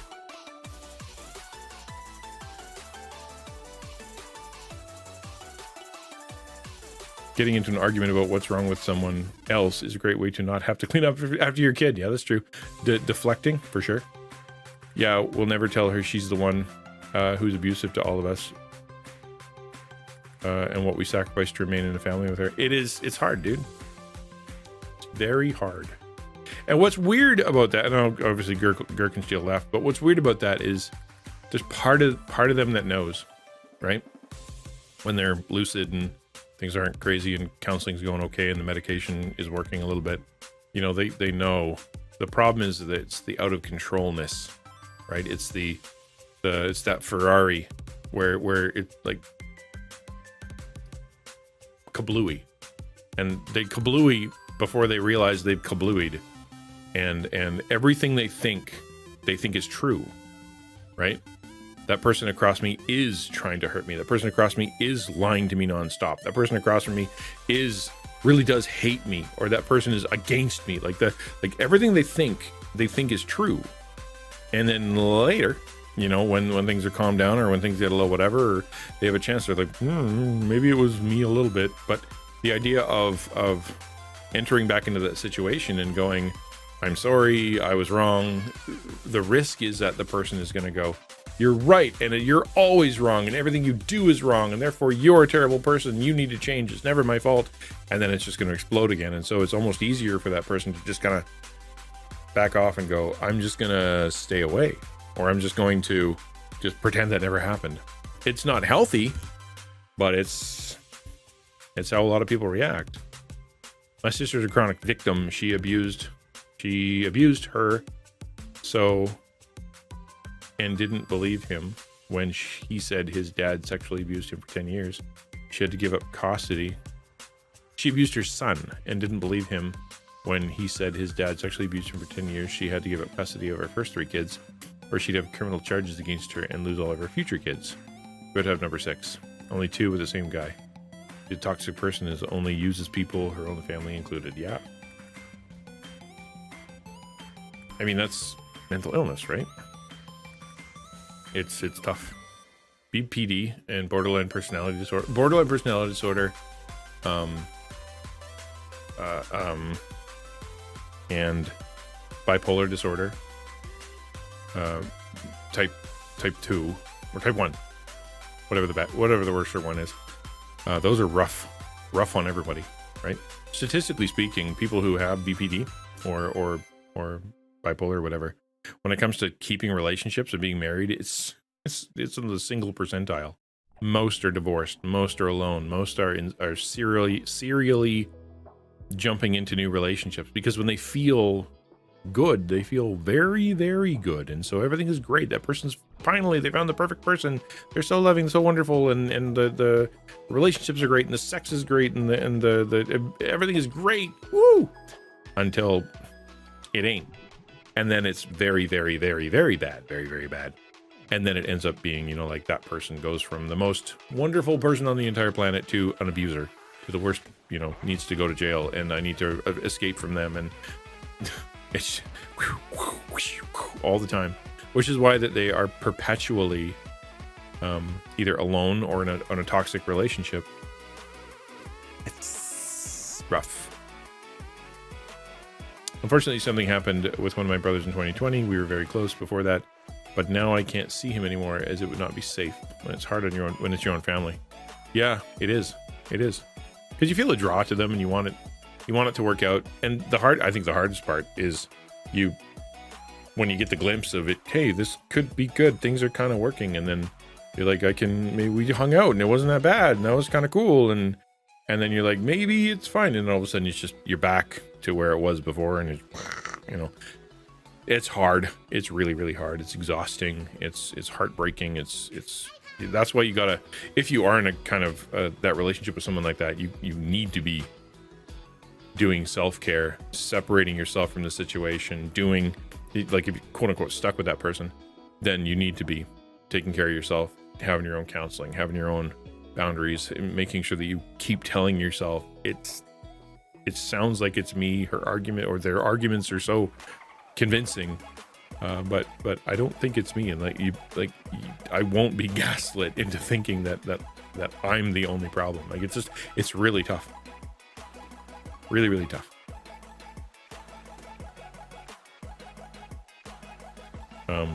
Yeah, boundaries are important. They are. They really, really are.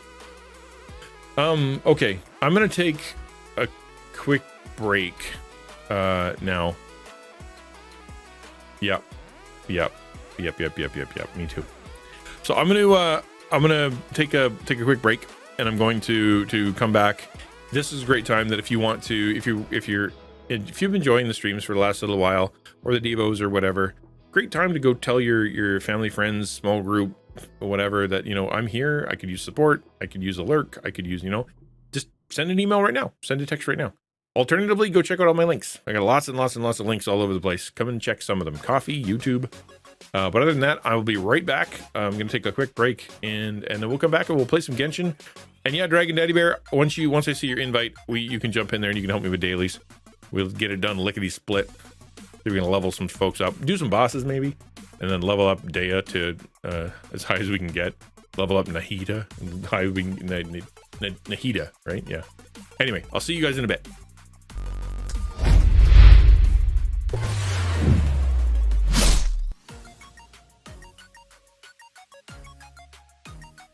I can't do voice chat, and I'll tell you why.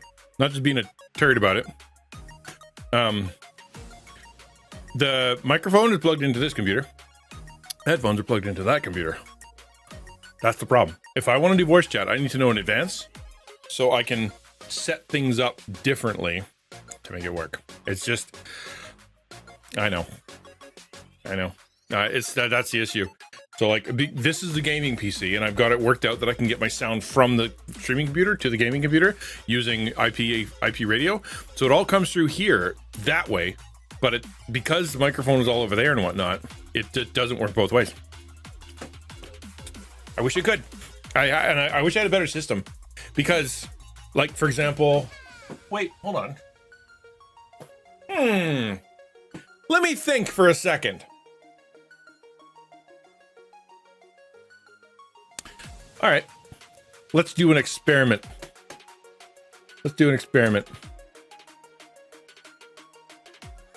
I might be able to do this.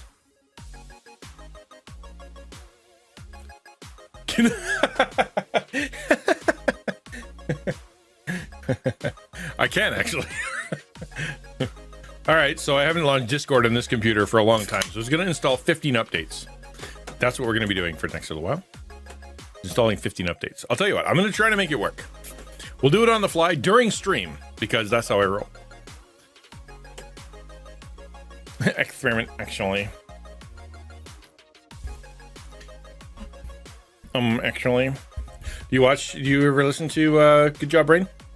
The podcast? If so, that's a joke for the very obscure podcast called Good Job Brain. Good Job Brain.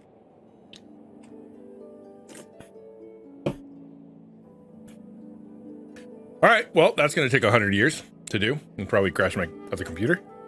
So, let's see what happens. Let's launch the game. My daughter has a cheapo microphone for that. She has a stream mic into my system, but a cheap one for hers, which is cool.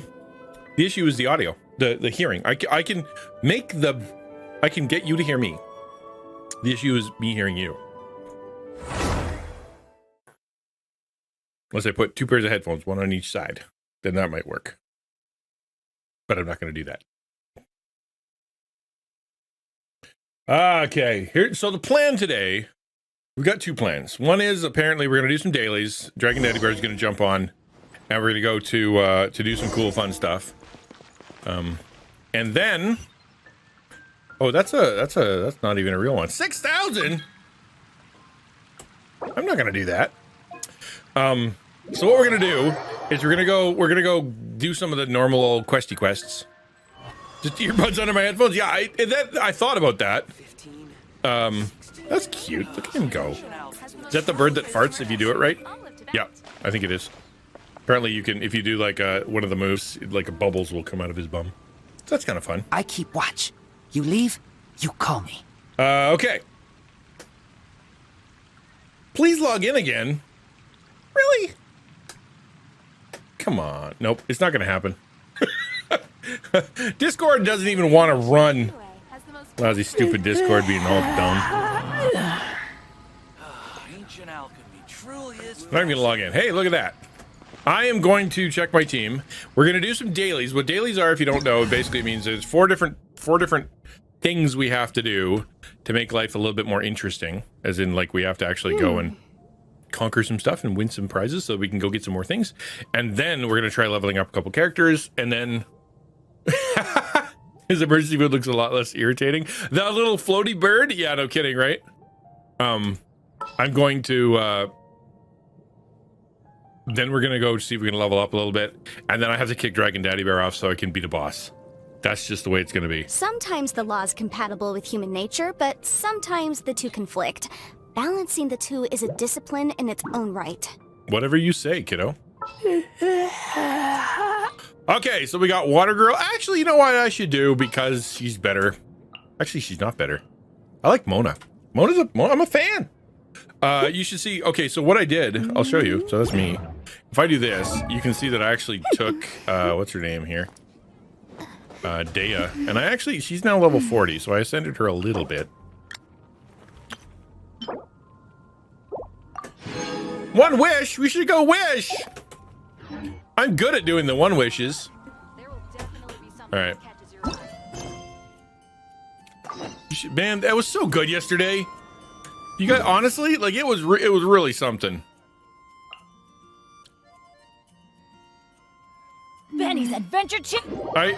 Getting that last wish, like, it was one of those moments like I see on other people's streams and other people's like shorts where you get that one wish and it turns gold. Did you step on my head, dude?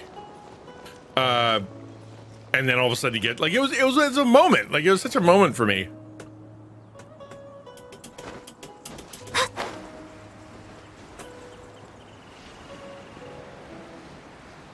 I loved it. It's like I felt like a real streamer. And boom. Crash into the roof. That's what I meant to do. Hello, Mushing. Oh, I'm on the right category. 1 second. Genshin. Guess what? Okay, so DragonDaddyBear, get prepared to punch me in the face. Okay, get your fist all warmed up. I just got an email from. That's true. I just got an email from Blue Protocol, from Amazon Blue Protocol, who says that I can be part of their creator program. I haven't logged in yet, so I don't exactly know what they mean. So it could be that I just have to apply and they give me permission to apply. But it said we'd be happy. So here's the welcome click, which means Blue Protocol could be the new Genshin on my stream. I'm just getting it because you can only do so many. I can't do Honkai Rail and Genshin and Blue Protocol. There's not enough time in the world for that. You know, I got a fair few. I think 20. I can show you. Hold on, Mushing, that is all I ask. I know, I feel, but from a streamer perspective, it would be so much better if I can get in their creator program. They can furnish me with a bunch of drops. They can, if I do well enough, they can actually send me like more whatever their version of Primo Gems are inside of there, so I can actually, you know, like do cool stuff. And then other people who watch that, because it'll be a limited release game and whatnot, not everybody will be into it. will come to my stream. I've seen 1,000 people on Eagle Garrett's stream simply because he had the right drops that day. So I'm like, I'd be crazy to not do that. And I've applied for Genshin 5 times to be a creator for Genshin. They say no every time. That's all I ask. What are you doing? Worshipping the Geolord. Duh. I take it you aren't from around here? This is the Yian Temple. People in Liyue Harbor come here all the time to offer incense to the Geolord and pray for good luck. Yeah, I know him personally. I know him. I could ask him for good luck directly. I live very far away, meaning I don't have the chance to come here and offer incense very often. So each time I come, I spend a little longer to make up for it. I've read a lot of ancient texts about the Lord of Geo, and the more I read, the more awestruck I am by his greatness. He blew himself backwards. So when I think about it, all he has done for Liyue Harbor, the fact that I have to travel a little bit further to offer some incense to him seems like a small price to pay. You probably don't know a lot about the Geolord, do you? I can tell you all about him if you'd like. That said, just listening to me talk probably won't make it sink in. I have an idea. Go around near Liyue Harbor. No kidding, right? And gather some things that I can use as props. Having some props really bring my narration to life. Okay. Like standing around with my 3-year-old. Great. Don't be too long. You'll be here waiting. Well, I'll be right back. Here you go. I'm back. Have a rock. Yeah, of course I found some things. Cannot submit item in co-op mode. Of course you can't. Why would you be able to submit things in co-op mode? I hate co-op mode so much. So can't do that. May the Lord of Geo protect you and fortune find you. Okay, we'll find a different thing to do, right? All right, we'll go to a different. Why hit rocks? Can navigate. All right, off we go. Let's find out why we need to hit some rocks. Because why not? Because rocks. Rocks are fun. Who doesn't like hitting rocks? All right, this one probably is smacking people in the face, which I do excel at. Over there. Oh, hello. Yeah, we're good. So pretty. Man, I can't get over just how gorgeous this game is all the time. It's just such a fantastic looking game. Looking, sounding, feeling, the whole 9 yards. It's just so good.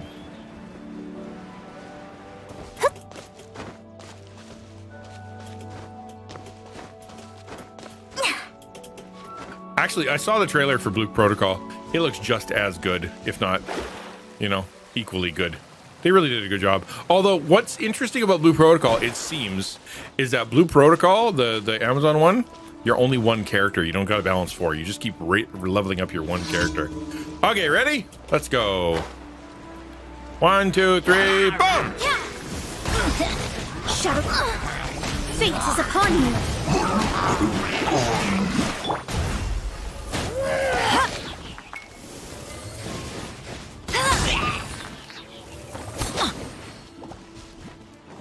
Well, you're not the right guy. Told you I'd win. Oh, I keep hitting the wrong button. My stuff is messed up.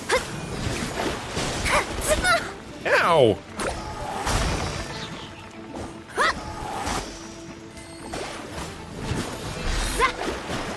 All right, hold on. One more. Kablooey! Of course. Reinforcements. I hate reinforcements. Those are the worst. Decided by destiny. Where's the dum-dum? There he is. No escape. Adventure time. It's adventure time. Is it really? Come on, grab your friends. We're off to very distant lands. With Jake the dog and Finn the human, the fun will never end. Adventure time. Oh, you're a water dude, and I'm a fire dude, and it totally works. Stand in my ring. Stand in my ring. Fine. If you want to be partners and do things properly. No, I don't like doing things properly. I like doing things my way. The wrong way. It's just how I roll. Oh, it only heals me and makes me stronger?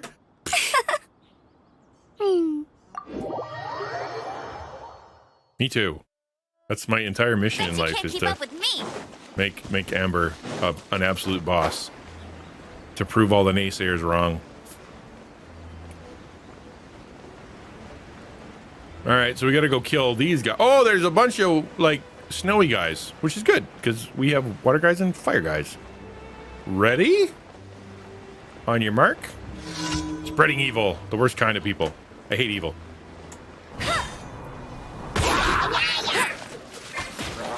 Uh-huh. Uh-huh. Everybody stand Thanks for back. the help, everybody. Let it rain. Where'd you go? Let's There light he it is. up. Written in the stars.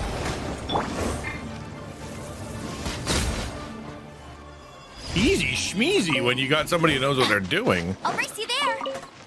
Y'all should try this. Work with people who have a clue. I haven't been doing that very often. You want to get another 5-star archer? What if you get a 5-star archer? It has occurred to me. It has occurred to me. What do I do? What do I do? But here's the thing. She's not Amber. Whoever that is almost certainly a girl. So that's the issue. If you want me to try, I will. How dare you, sir? How dare you?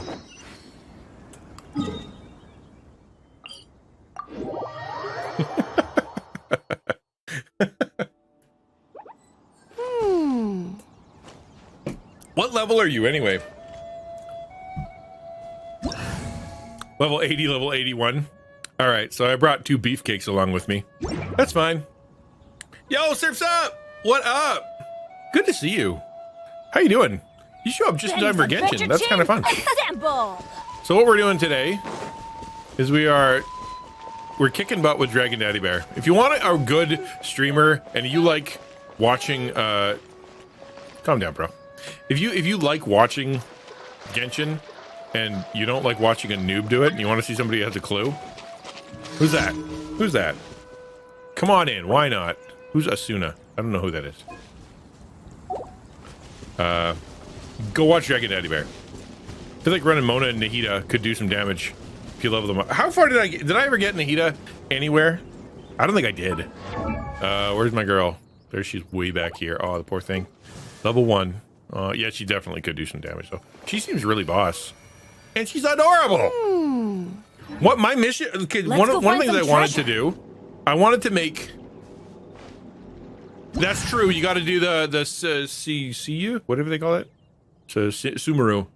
I wanted to make the tiny people party, Assemble. and just to see what happens. I like that. The tiny people party would make me happy. All right. How? It's not about what you're looking at from behind and whatever, what they look at. It's about whether or not you're enjoying the game, right? And having a bunch of little tiny people kicking everybody's butt would make me happy. So, it would. Let's go. All right. Go in.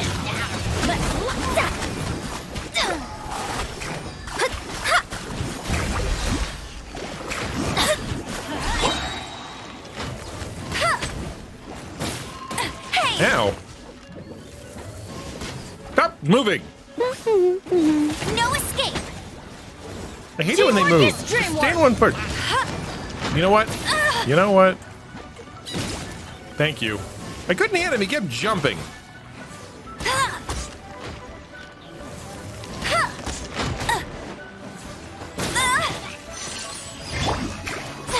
Yeah, I didn't do that right. So here's the problem. I'm dumb. And DragonDaddyBear is not. And I'm not using my elements correctly because I don't know. I don't think I'm doing it right. I think what I need to do is I need to change out to a character that just smacks people on the head because that's kind of more my speed. You know? Is smacking people on the head. Sounds like they could run the country, the TTP. TPP? Thank you. I appreciate that, Surf's Up. That's very nice of you. Had a big meeting this morning. I wasn't really looking forward to. Like an evaluation thing or just like a personal thing? Like, what was the, what was that about?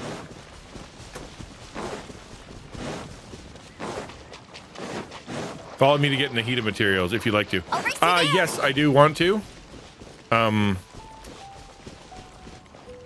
How do I kick you out so I can do that one so I can just finish the dailies. Nope, I don't have any. Thought I did, but I don't. I really don't like bow users either.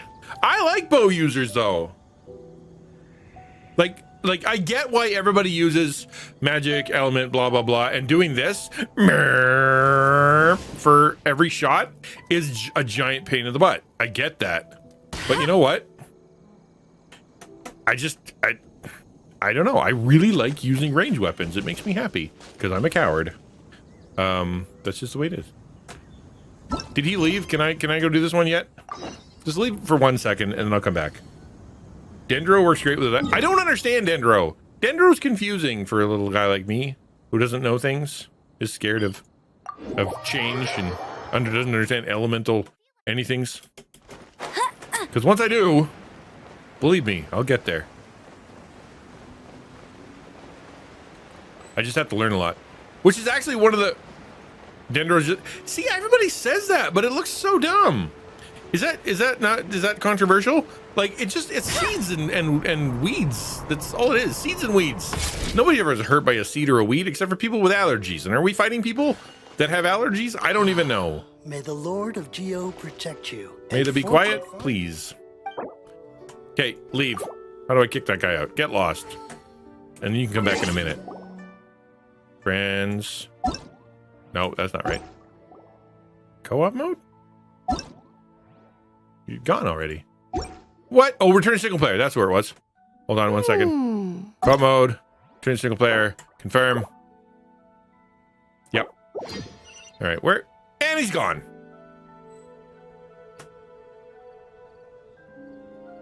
Elephant eats seeds and weeds. And no one messes with them. Exactly. There you go.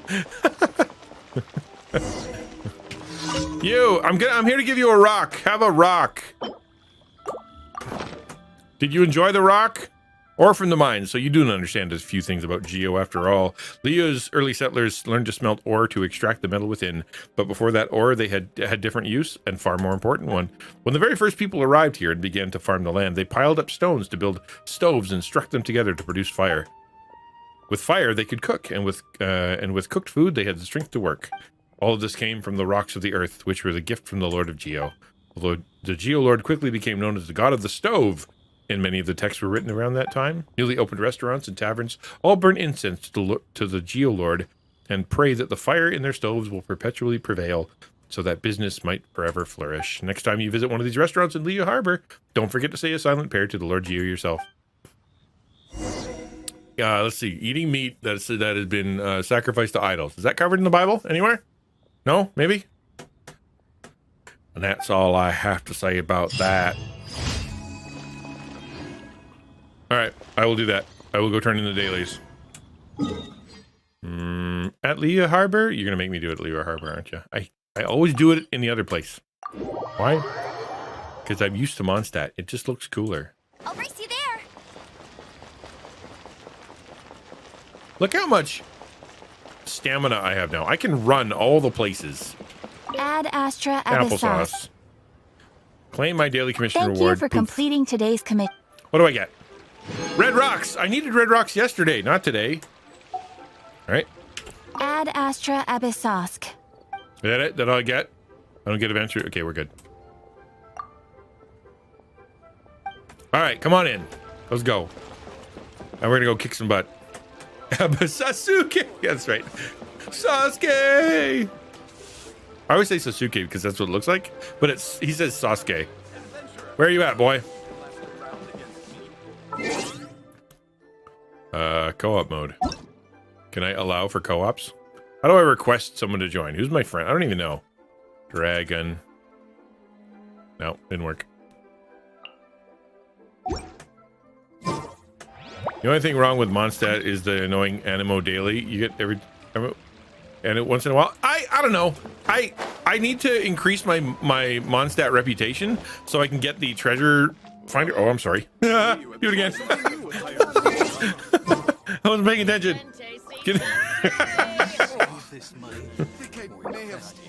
Because I want the treasure chest detector. You know what I mean? And I can't, so that means Abby Sasquatch Philistines. Okay, lead the way, buddy. Where are we going? Okay. Something new at the Wildman restaurant. Okay. Where did he go? Let's go. Let's see if we can find him. He's somewhere. There he is, right over there. Jean will be upset if she catches. We'll find him. We're gonna follow him everywhere he goes. Every move you make, every something you take, every law you break, every time you eat steak, I'll be watching you. Hello. Oh, that's not you. You're not a mushroom. Wait, are you near another thing? You are.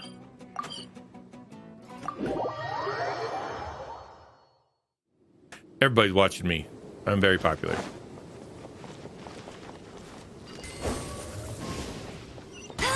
I was gonna kill that guy. I get credit for him because I was thinking about it first. If I'm too stupid to get up there. No, I'm not. I know what I'm doing. Every person, yeah, well, These will come in handy. my lurk squad is huge, and I'll tell you why. Let me show you. This is why. Right here.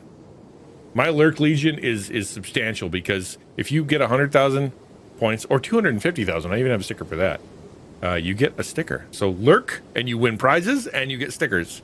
And if you join as a coffee member, you get fancy stickers, man. People are sucker for stickers, I'll tell you what. I know. All right, back to the game. What are we doing? Where did he go? What's happening? Who are you people? Is there a bad guy here? I heard bad guy noises. I won't let you down. Is he disappeared? Oh no, he's up there. You with the face. I helped.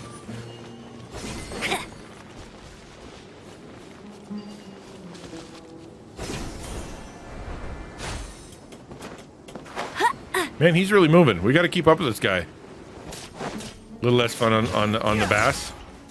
What? Not RT.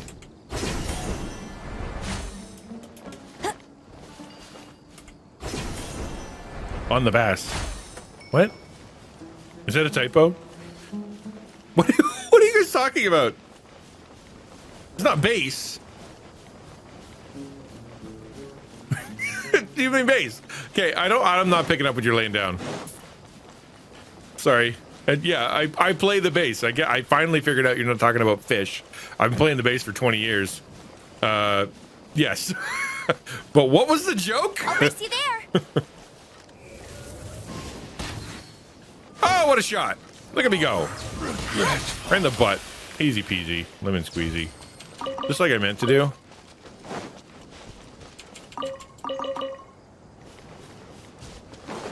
Why does that guy keep leaving? What are you? Can I investigate this? You're a sparkly. Oh, I need wind guy. That's why. We're not going to do wind guy.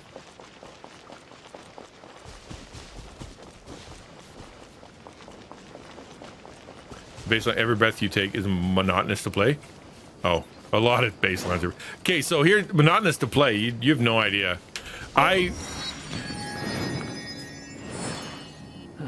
You need electro and dendro? Do I? Relax. Okay. Easily fixed. When I learned how to play bass, I was taking high school band and I was learning it sort of privately with the music teacher. He made me play tuba music, okay? On the bass. On the bass. I don't have dendro. Sorry, kiddo. I've got Sparky, Magoo, and I've got him. Just deal with it, okay? Super Mario theme? Dun, dun, dun, dun, dun, dun. Yeah, that'd be good. I do. I like to play Wipeout, and another one bites the dust. Just because I'm a support player, so deal with it.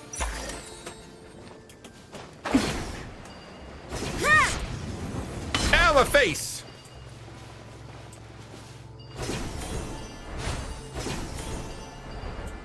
I've never done this before. This is all new to me. Where are we even going?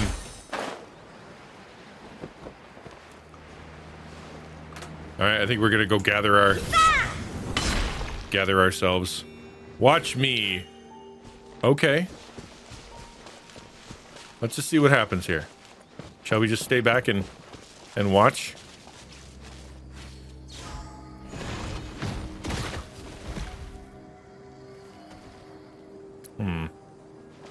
Looks good. Not much. I don't see much.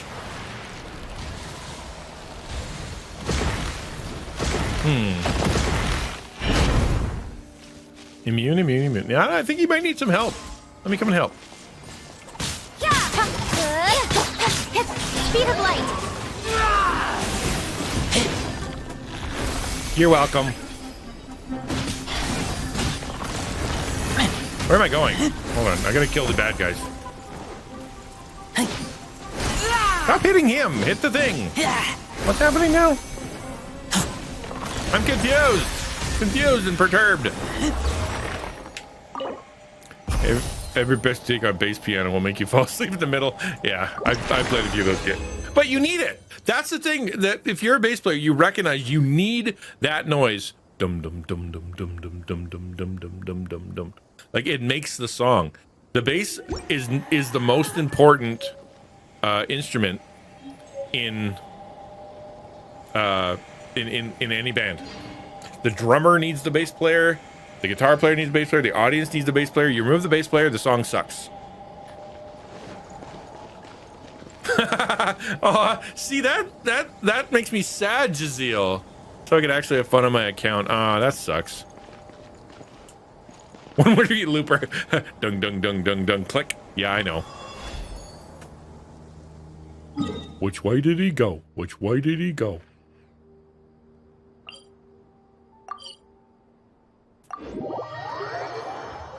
Baker Street encouraged a lot of kids to take up the sax back in the day. Oh yeah, dude.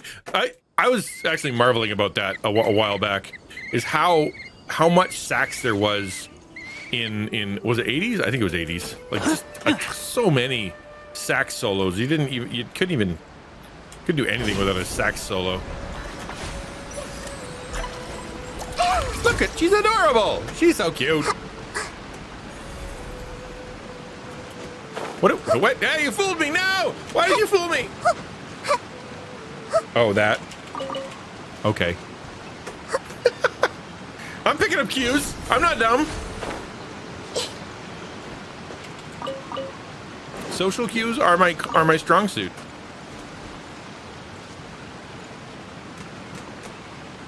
What are we doing now? Look at those mighty calves. Look at those calves on that girl. She could crush you. Hopping intensifies. And she's gone. Shall we go locate? Let's hunt. Wherever the heck she went. Where? Where's Brother 2? Disappeared. That's where. You probably went somewhere I've never been. I bet he did. Oh, he's hopping on a key. What? Where? What? Probably went off somewhere to have a good cry about her thick calves. She looks good though. Come on, you need those thick calves. If thighs don't lie, what do calves do? I don't know. Yo, really? Oh, you can't. You got to do your dailies. Otherwise, what's the point?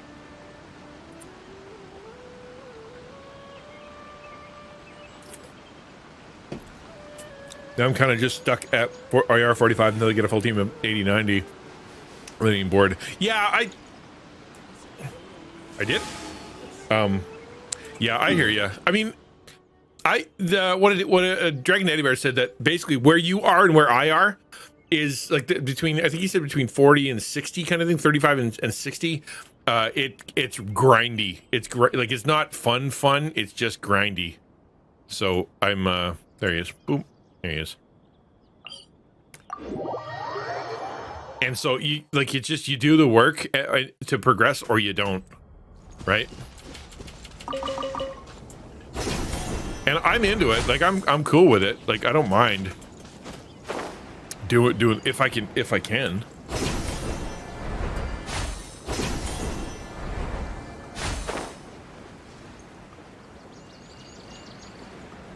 Why? What?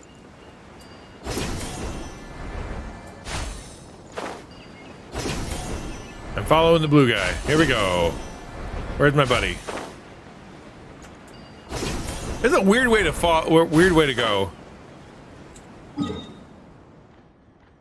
Oh. I was getting there. Psh. Me and the toilet paper point. Updating probably going to take a good 15. You mean like, oh, what do you mean?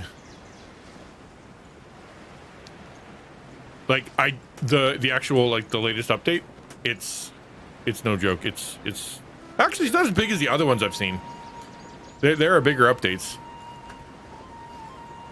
Do I have to break that thing over there? I bet I have to break that thing over there. I've never fought this guy. Let's see what happens if I hit this thing with my stick. Boom. Nothing. That's what. We're gonna fight this guy? Is that what we're doing? I don't even know. But if he's that, I can shoot him in the face, which means I can use my favorite girl. Put this guy here, and we're gonna go get this. Don't switch to fire.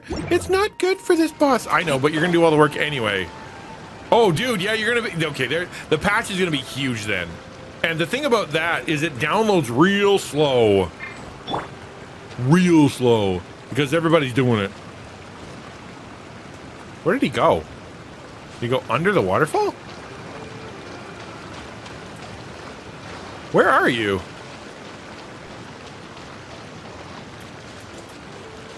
Get ready for the gliding champion of Mondstadt. You're up. All right. I'm coming. Here we go. Oh, like way up.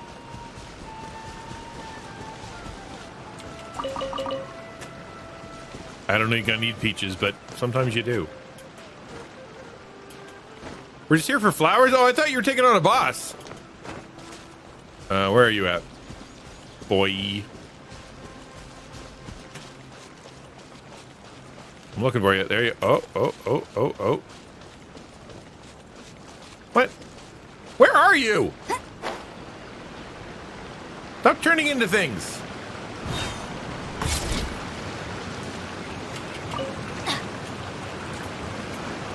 I was looking for a cute little girl, and I find some guy with that's on fire.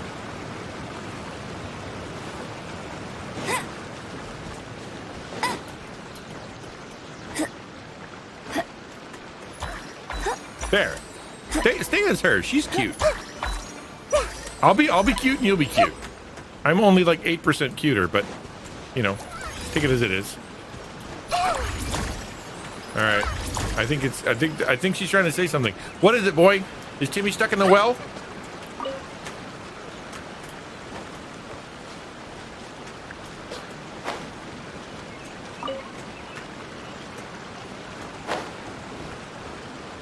This dude is on fire.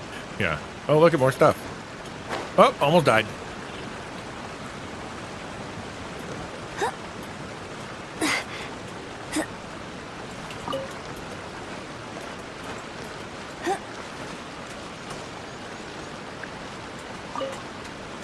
Okay, we're gathering flowers. What an exciting and interesting stream. What are you? Something bad? I think she left. Where did my friend go? Over here. Boss time. Then I can level up. Oh, really? Fun. Let's go do a boss.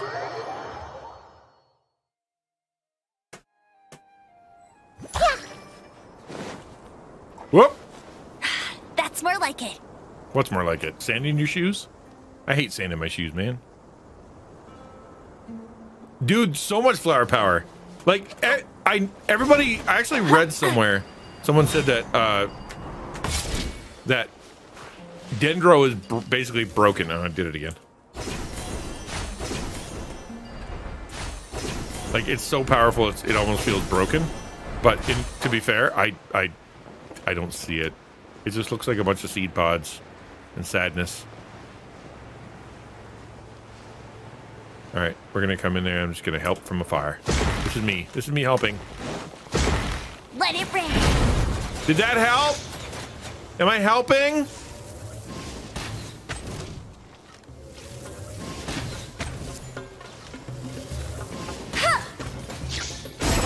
Hello. Bet you can't keep up with me.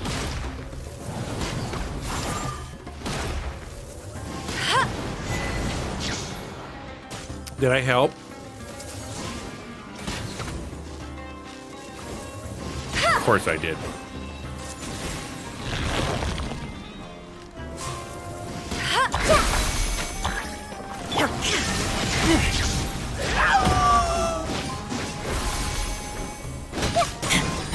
I'm helping! Look at me go!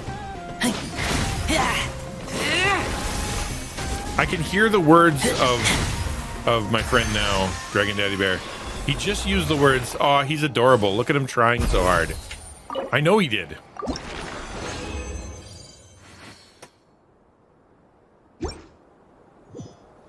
It's like holding the flashlight for my dad. Even if I get it wrong, you still get the, "That's a good guy. Thank you so much for that. Can you put it over there where I told you to 12 times? Thank you. I appreciate that." I have level up stuff for Nadia. Let's do it. Let's level up some Nadia. Nahida. I should start calling her Nadia because it's got the word naughty in it. She's a good girl. Level up. Not that one. Yes, that one. All the world Yes, that one? holds dear is but a backdrop of constant motion. I keep watch. You leave, I stand you before call me. it, alone and unchanging.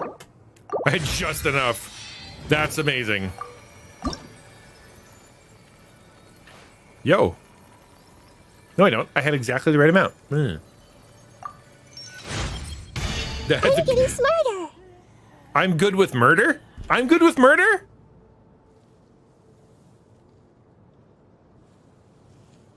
I'm good with murder. Is that what she said?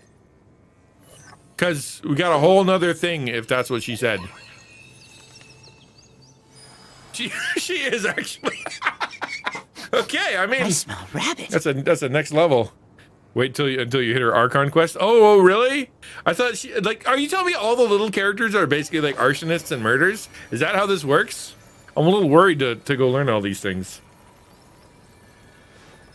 It was a butler in the kitchen with a pipe. Yeah, exactly. All right, confirm. I just got a new compassion eliminated thing, and I can go get myself another wish. Yay! Nah, he is a murderer, but I won't spoil. Oh, is she really? Is that legit what she said, though? Did she say I'm good with murder? That can't be right. That can't be right. They wouldn't have done that. She's too cute. Look at this. Look at it. Does that look like someone who would murder? No. She's just cute.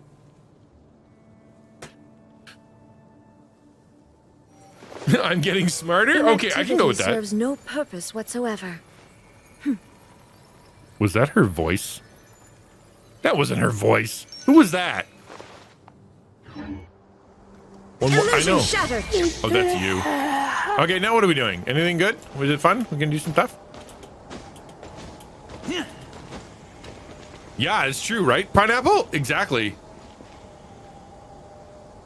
Like, all of a sudden she's like, I don't think that we should be doing it. Blah. I'm like, wow, you don't sound cute at all.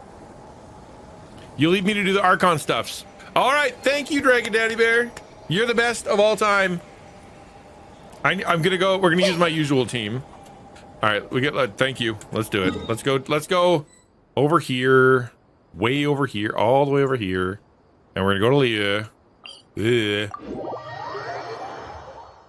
And I'm gonna do some changing of the guard here because I have different characters I need. No, you're not the right people. Oh, I gotta go to single player mode. That's right. Should we do some wishing today? Would that be fun? Would you guys enjoy doing 2 wishes and making everybody frustrated that I didn't wait for 10? It's so fun watching the chat light up with a bunch of "you're so stupid," and then I get a 5-star character. It makes me happy. You know that's gonna happen again, right? Do one. Just do it. Let's do it. All right, we'll do one wish. Let's find out how many I got. 155. If I get, hold on, I got to get 5 more. Just 1 second. Hold on, one little minute here. I can do more than that. 5. I can do 3 wishes. I'm hungry. Where can you say? You know what I want? Okay, you know what I want? I want a weapon. Give me one of the shiny blue things for Amber. That's all I ask, okay? Shiny blue thing for Amber. I don't even care. I'm just so sick of seeing the stupid sharpshooter. Anyway, let's go.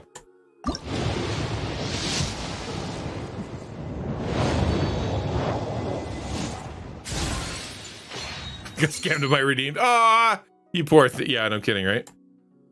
You poor thing. Don't touch. Why do people keep telling me that? I want a weapon. I know. Everybody says that. I haven't yet. I don't even think I've wished on it once.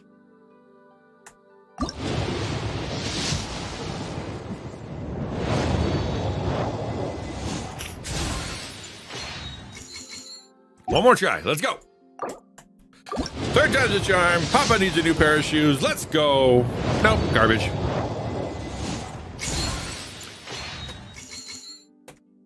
Oh well. Let's hunt. Oh well. Let's go do the story thing. Let's go kick that boss's butt. Down.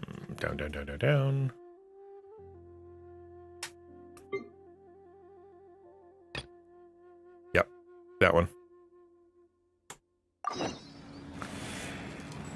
I think what they tell me, Sis Pineapple, is that if you do the weapon banner, you're getting things you're gonna get anyway, kind of thing, or that you can get incidentally. So burning your wishes on stuff you're just gonna get anyway makes no sense. That's what basically that's what I've been told. But if you look at my weapons, they're all garbage. They're all garbage. What should I try this time? All right, let's go talk to Ningguang at the Jade Chamber. Then we can beat that last boss with the right team. I got the wrong team on right now. Is that the right team? I think I leveled up her enough. Yeah. Got a job for me? Yeah, that's the thing. You play the game enough and that's what I thought. Let's try this. Let's see what happens. If I die, I die. Let it be written, so let it be done.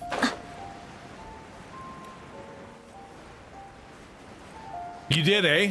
I have yet.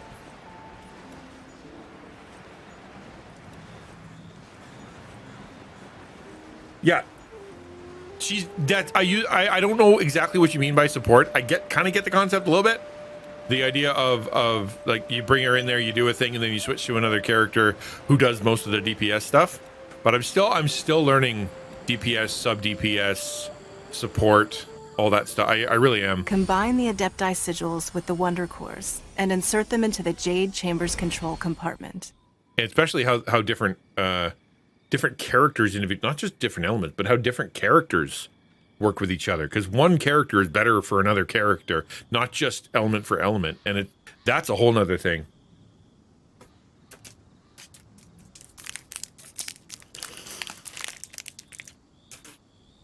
And if I get to be a creator for Amazon, you guys will have to come back and watch me do that, and then be even more frustrated because you won't know what you're doing either. The construction of the new Jade Chamber is now officially complete. Once the tethers are released, it will soar into the sky. Thank you all for your work. Now it is time for me to fulfill my promise. Please do. Yeah!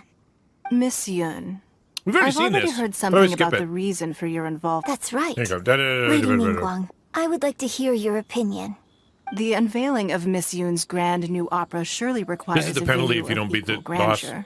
They make you listen to it again. So what would you say if I proposed that we stage The Jade Chamber offers a splendid panoramic view of the mountains sure and the does. bustling city. Uh-huh.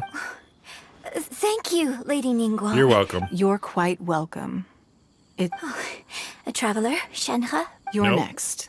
What? What is your question? I should Can clarify. we stop talking? That's my question. I do not know. Wow. You're a mind reader, Ningguang. It's Managing so a long. successful business is not as simple as you. If you want to know how to make. Wow. Your question was. So Let's I go. promised. Click faster. Me? Yes, this is... Thank you. Are you You sure? calling me underleveled? Yeah, just don't waste it. Lady I Ningguang, spent 18 hours getting do through you this whole think I quest can line. ever fit in Liyue Just Harbor? looking Now through that it. is an interest. Leo Just Harbor, underleveled. So the They always tell me I'm underleveled for Yes. everything I do. Perhaps someone you've met or something you've experienced here. In short, Hey, what's going on? I just went to see the There's fleet no a skip little button. later than That kills expected. me. Come on, Beidou. Me? Nah, I ain't got any questions. She for Ningguang. Come on, It's let's not go. gonna be easy Come to on. don't worry. Glad to hear it. Watch. Beidou, Ningguang. You'll see when the Jade Chamber ascends. I was doing okay, but I just However- wasn't ready for it. It's not the most pleasant topic of conversation. Okay, here we go. When I first set 40s and foot in the 50s. Jade Chamber, Yeah, that's where I am. I stood at the edge of the platform and looked down upon Lee. At that And then I time, peed. my wish I has not spit. changed to this One very spit day. into the city. However, I hope the Jade Chamber will, and I hope that you can all witness. Let the Ascension ceremony commence. Shut up. Please shut up.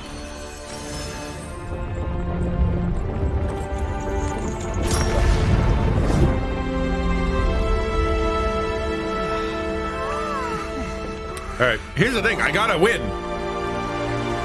Otherwise, they're gonna make me do that again. Thank you, DragonDaddyBear.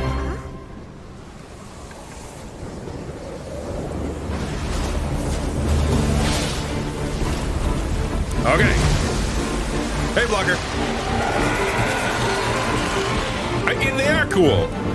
I love the story. Is that really loud for you guys? Is it too loud for you guys? If it is, let me know.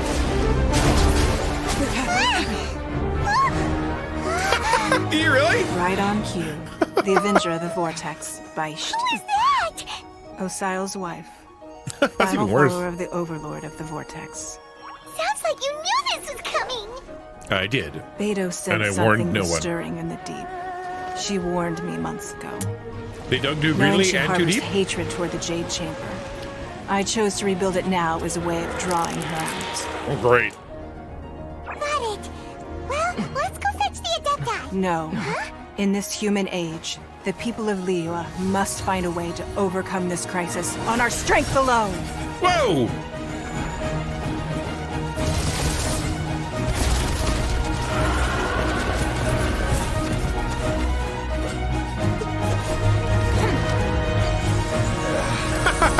Yeah, that would be weird. I wonder how Palma's voice sounds like in Chinese. Is it high?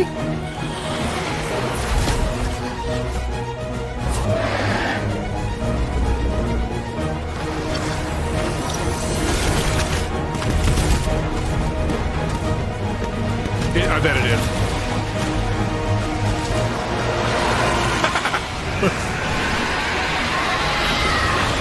What are you going to use? Harsh language? All hands, tsunami incoming.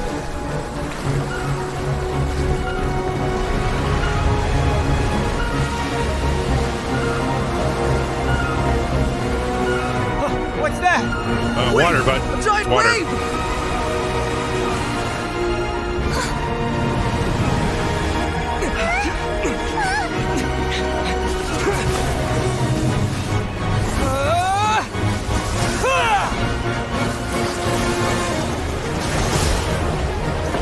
And I'm dead.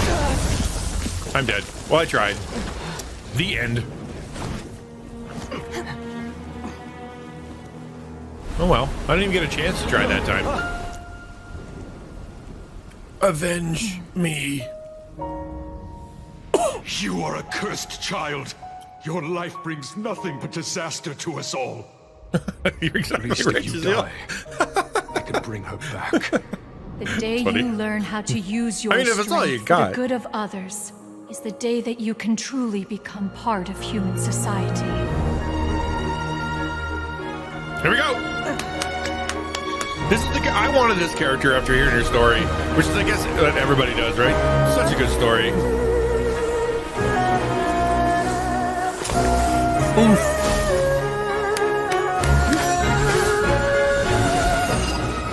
Yep. Oh, I hope. Yeah, what? Imagine if the ropes were off.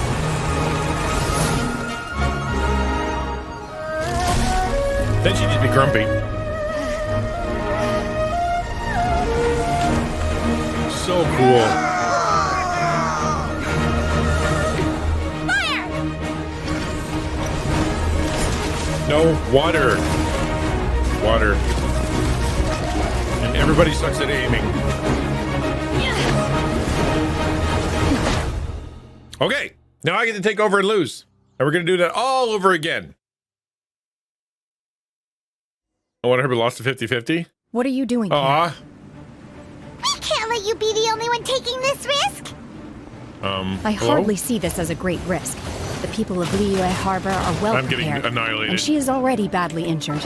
Okay, here's what we're going to do. This time we're not going to be dumb. We're going to use our mint jelly on our friend. Give my friend here some of that. And we're going to use some delicious, super magnificent pizza. Yeah, you heard me. Delicious, super magnificent pizza. Let's go. Let's go. And let's go. Now we're going to win. Ah, nope, nope, nope. So I can't run off the edge. The end of my stamina, so I feel pretty good but about in a that. fight to the death, I think I have the upper hand. We'll help too. Get back. Get back. I'll shoot you in the face. Whoop. Where are you? Hello. Oh, I tried to get out of the way, but I didn't. That's cheap. No one escapes my sights. Let me out! Not so hard. Oh, I'm getting wrecked.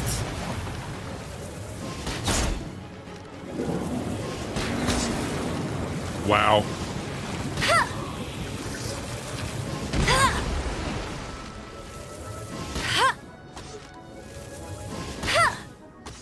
One more. Ah. Ah. Humbug. All right. We just need to stuff her full of turkey now. If you don't mind. Just hold on a second. My girl needs turkey. Soup. Have some soup. Have more soup. There's a little bit more soup. You want some more soup? Soup. History shows again and again how nature points out the folly of man. God's... You get the best quotes, and I at least know where they're from.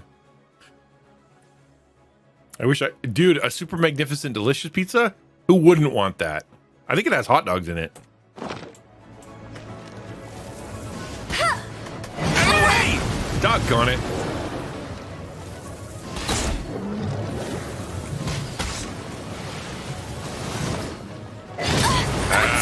Tired. I died. Wrong character. You can't run. Doggone it. Still not dead.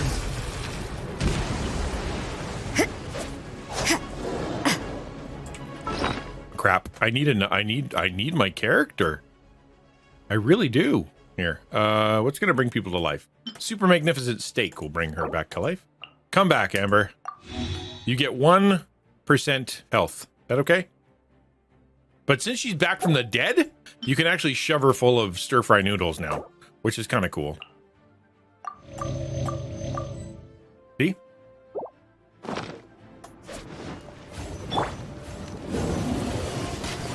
Oh, run away!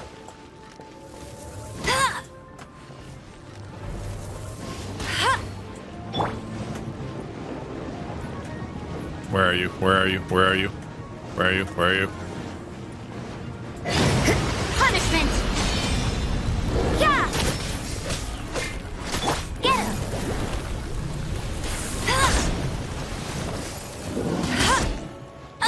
Oh! Manifest! Unleash! I guess I should use the character they give me, hey?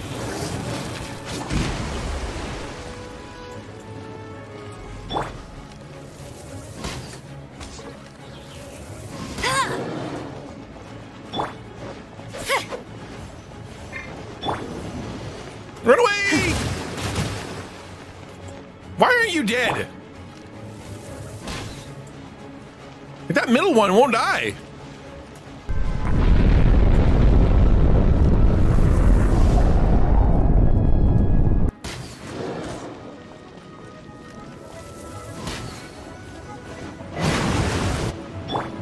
Obey! You can't run!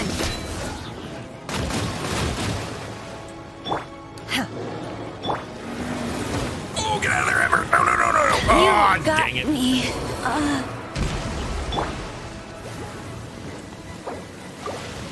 No! No! Fate is upon you! Manifest!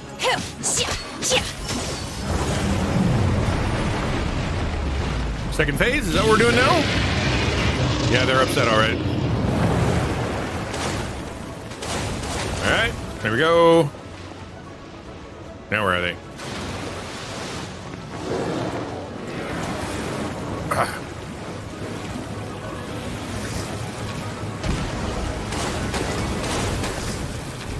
That was hard, but I didn't die. Anybody want to come down now? Anybody? Anybody at all? What?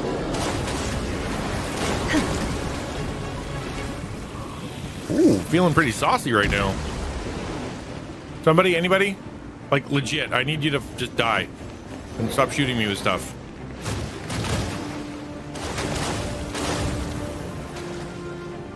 Do I need to get Amber back? Is that the only way this is gonna happen?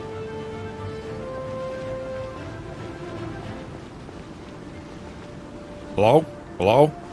Whoop, whoop, whoop. I need Amber. She's the only one worth anything in this game. Unleash! Manifest! Do your master's bidding! Delve into destiny! Run! Alright, almost there. Gotta wait and wait and wait and wait and wait. So you know your stuff, huh? Oh, that's not good. Oh, I forgot she even existed.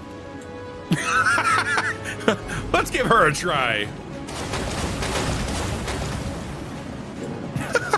Feels kind of bad. I did bring her to the fight, after all. You're dead meat! Shadows of fate! Judgment! Come back here. Yeah. Almost there.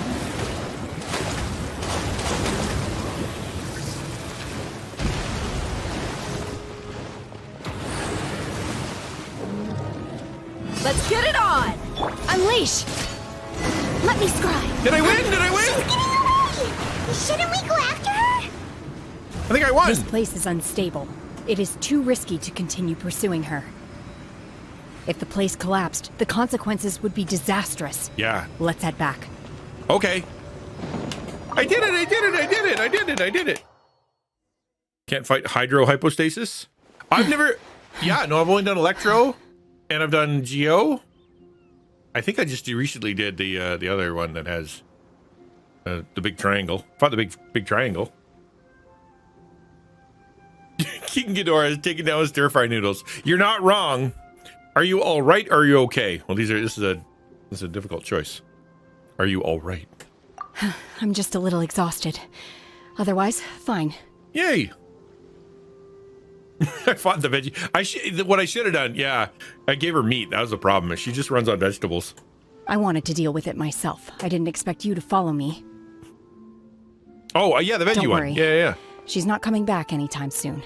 After an injury like that, I didn't understand what happened with the three lines. I wouldn't know what I was supposed to do. How did things go underwater? It's been dealt with. She was injured before entering the water. It didn't take too much effort to finish the job. Yes, it did. Good. So the crisis has been safely averted. When you visit the Jade Chamber in the future, you Oh, will be afforded generous treatment. I saw the Electro one in the Lady temple. Ningguang, the fleet reports that the sea monster has left Guyan Stone Forest and the surrounding waters have returned to normal. Yay. I'm sure that'll be no problem. Let's not think about Thank it you. again. How are the Millilith? Thanks to the medical supplies you prepared and Lady Keqing's command, our losses were minimal. Of course, we owe huge thanks to this young lady for her help. Yep. On behalf of the entire Millilith, thank you for your service. Shenhe protected us, just like the hero in the story. Yeah, there we go. Not gonna lie, when you said yes, I did. You sounded exactly like Homer Simpson to me. I take that as a compliment. Great. I did. Then next time I watch First Miss try. Yuen's opera, I'll be able to take the compliments. I And not in wasn't the trying least to be a because hero, I forgot I though. had a character. I who had just full wanted health. to protect you. Aw. Are we dating Let now? the soldiers recuperate, but Can we don't date let now? your guard down. If she returns with a vengeance, we must be prepared. Yes, ma'am. You've been monitoring us for some time now. I trust you've reached a conclusion. You wish to hear one's opinion. Not really, Well, but you have things would one. have hardly gone so smoothly had it not been for Shenhe. Yeah, but she's still human, That so there. I do not deny. However, final victory was always going to be ours, even had things been a little more arduous. If it came to it, I could always destroy another Jade Chamber. One has observed your adaptation of the Took us like Guizhong 5 minutes to build ballista, another one. and find oneself compelled to admit that you have evidenced some degree of novel thinking. Oh, it did it again, didn't it? You have learned from past Golly. failures and prepared for this crisis in advance. This is considerable progress compared to the last time. Hence, on balance, one finds your performance during this trial satisfactory enough. But there will no doubt be further trials to come in the future. Do not suppose that one will not continue observing you hereafter. While the position of Tianquan remains mine, I will always ensure Liyue's safety. Shenhe, one saw you secretly venture out from the mountains a few years ago. It's broken. And noticed the air of dejection in which you returned. Hopefully this trip to Liyue Harbor has been a different experience. Yes. I can't explain it, but Fixed it. I feel happier than I expected. That's good. She had pretty eyes. Good. Traveler, please take good care of Shenhe. She is a dear child. Okay. In fact, one has many fond memories of Shenhe's childhood that she may be interested to hear about. Oh, I don't think Shenhe will like that. There'll be no need for that. Yep. Oh. They are all like this. Fine. Since you care not to listen, one shan't be telling you. One shall be going homeward now. That was attitudinal, Please. but all right. Have a good rest. Come to the Jade Chamber when you have recovered your energy. We must celebrate both the completion of the Jade Chamber and the fact that Liyue has weathered another crisis. This banquet must be the most spectacular ever. Piano, am I right? All right, let's go.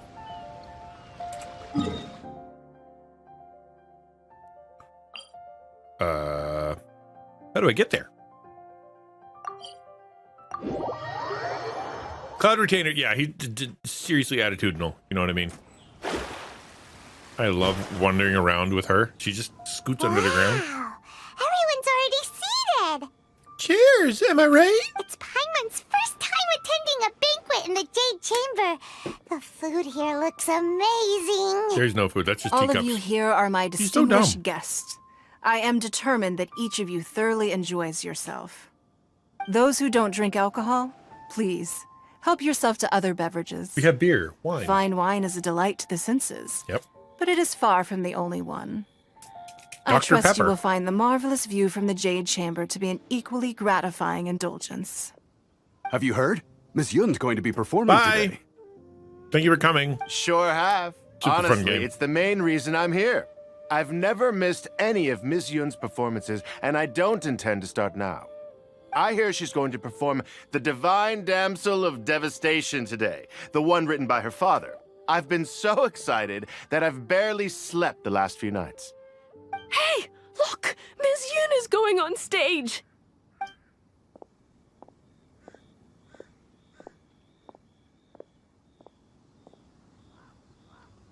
Why do I feel like I'm not gonna like this?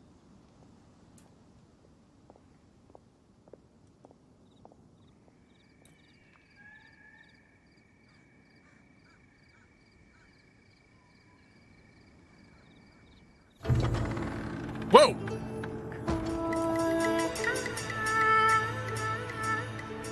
Oh! We doing it in Chinese? All right. Is it good? All right.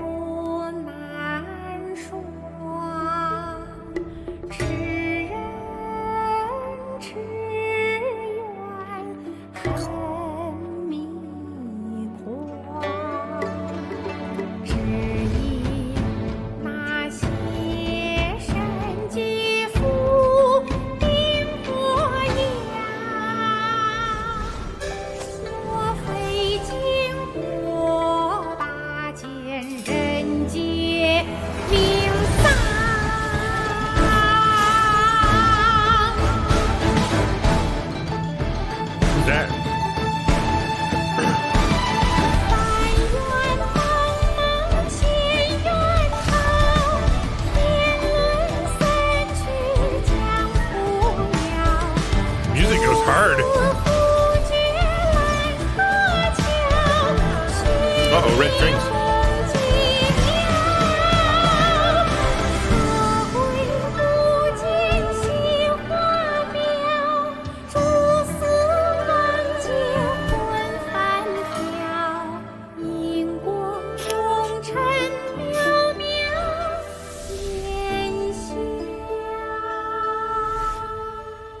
Rhyming is hard. 之冠到这里本该接近尾声，但今日我再添一笔，唱与诸位听。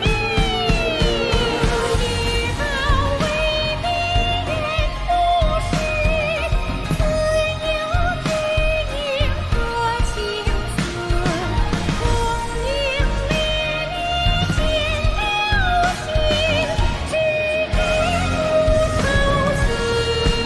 Hey, I'm in the story now. She's quick.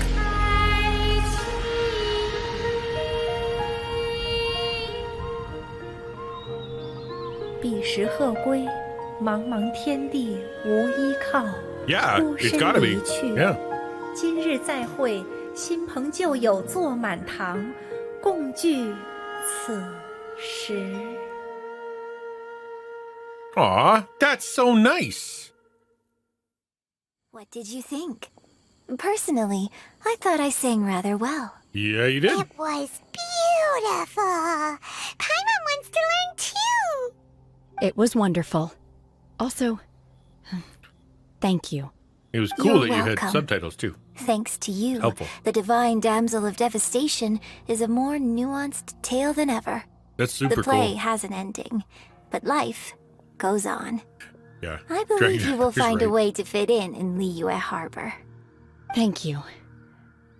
I think I've found the opportunity I needed to change. Ms. Yun, here you are. Great to see you. Don't. Huh? Hey, this young lady with the white hair looks like some kind of VIP. Yeah, that's it, like an adeptus. Punch. Wait, Flat. you're the girl from the opera, aren't you? The divine damsel herself. And look who else we have here, the illustrious traveler. Well, I'll be. This was definitely worth showing up for. You're not going to remember it. All right. We'll all have a friendly chat, get better acquainted. Alternatively, you could leave us alone. That is, if you'd prefer to finish your drink via the orifice of your own choice. Let's just pause on that line and just commit it to memory, shall we? I'm going to read it again. Alternatively, you could leave us alone. That is, if you'd prefer to finish your drink via the orifice of your own choice. That was spectacular. He is kind of a cool. Yeah, no, he deserved that. That was cold. Yeah, that was cold.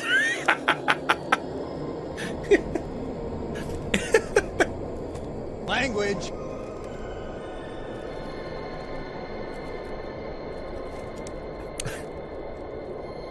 The orifice of your own choice. So good.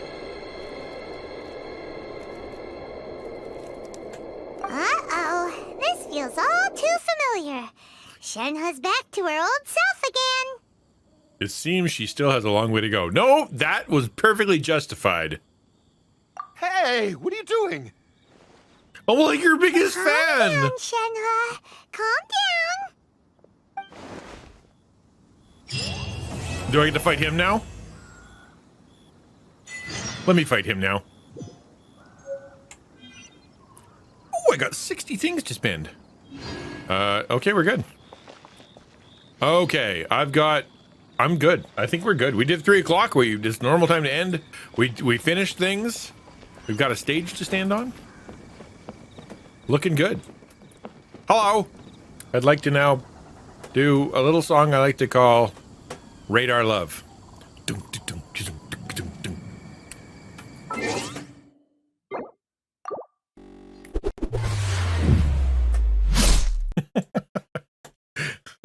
That was so good, man. That game is so good. What did I just do? Thought I just pushed play in a song. Push play. Go. There we go. That was fun. No drink insertion. I mean, you could have picked ear.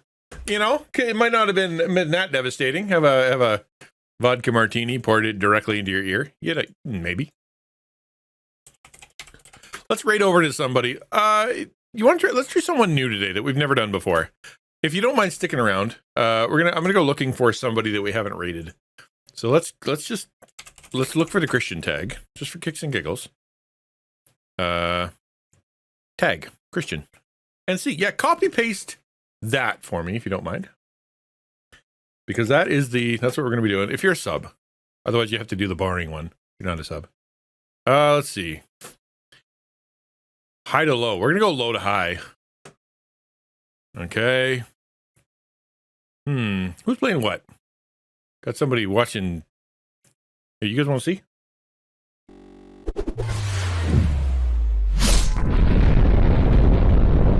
Hello.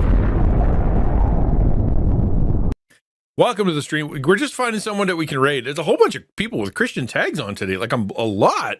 I'm kind of amazed. Who should we go to? I don't even know how to judge. Empress Chronicle? Yeah, but we're already following her. Actually, she's pretty cool. Do we keep it in the family or do we not? And Plexi Pop is on. Okay, you know what we're gonna do? We're gonna raid Empress. You did? Yeah, I'm a little nervous. That's kind of what's making me a little bit nervous, because yeah, you walk in there and you don't know what you're getting into, and all of a sudden it's kind of gross and yucky. Like, yep, I agree. Yep, you're right. Empress Chronicle? That's not how you spell Chronicle. Is it? There's a K in Chronicle? What do I know? Nothing, that's what. Okay. Let's head over there and say hello. Yeah, she does not spell it correctly. Okay, good. It's not just me, it's her. Good to know. Look at that. I got 26 people watching and only 14 people rating. I'm going to try that again. I'm going to try that again. See if it works better this time. Raid Empress. CHRONIKLE.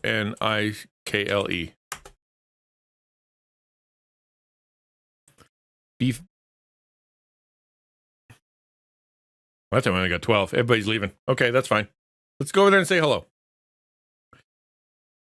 See you guys. I'm not streaming tomorrow, so I'll see you on Monday, or I'll see you in the Discord. Don't forget to join the Taco Discord. All right, thank you. I appreciate you guys being here. Let's go say hello to Empress Chronicle.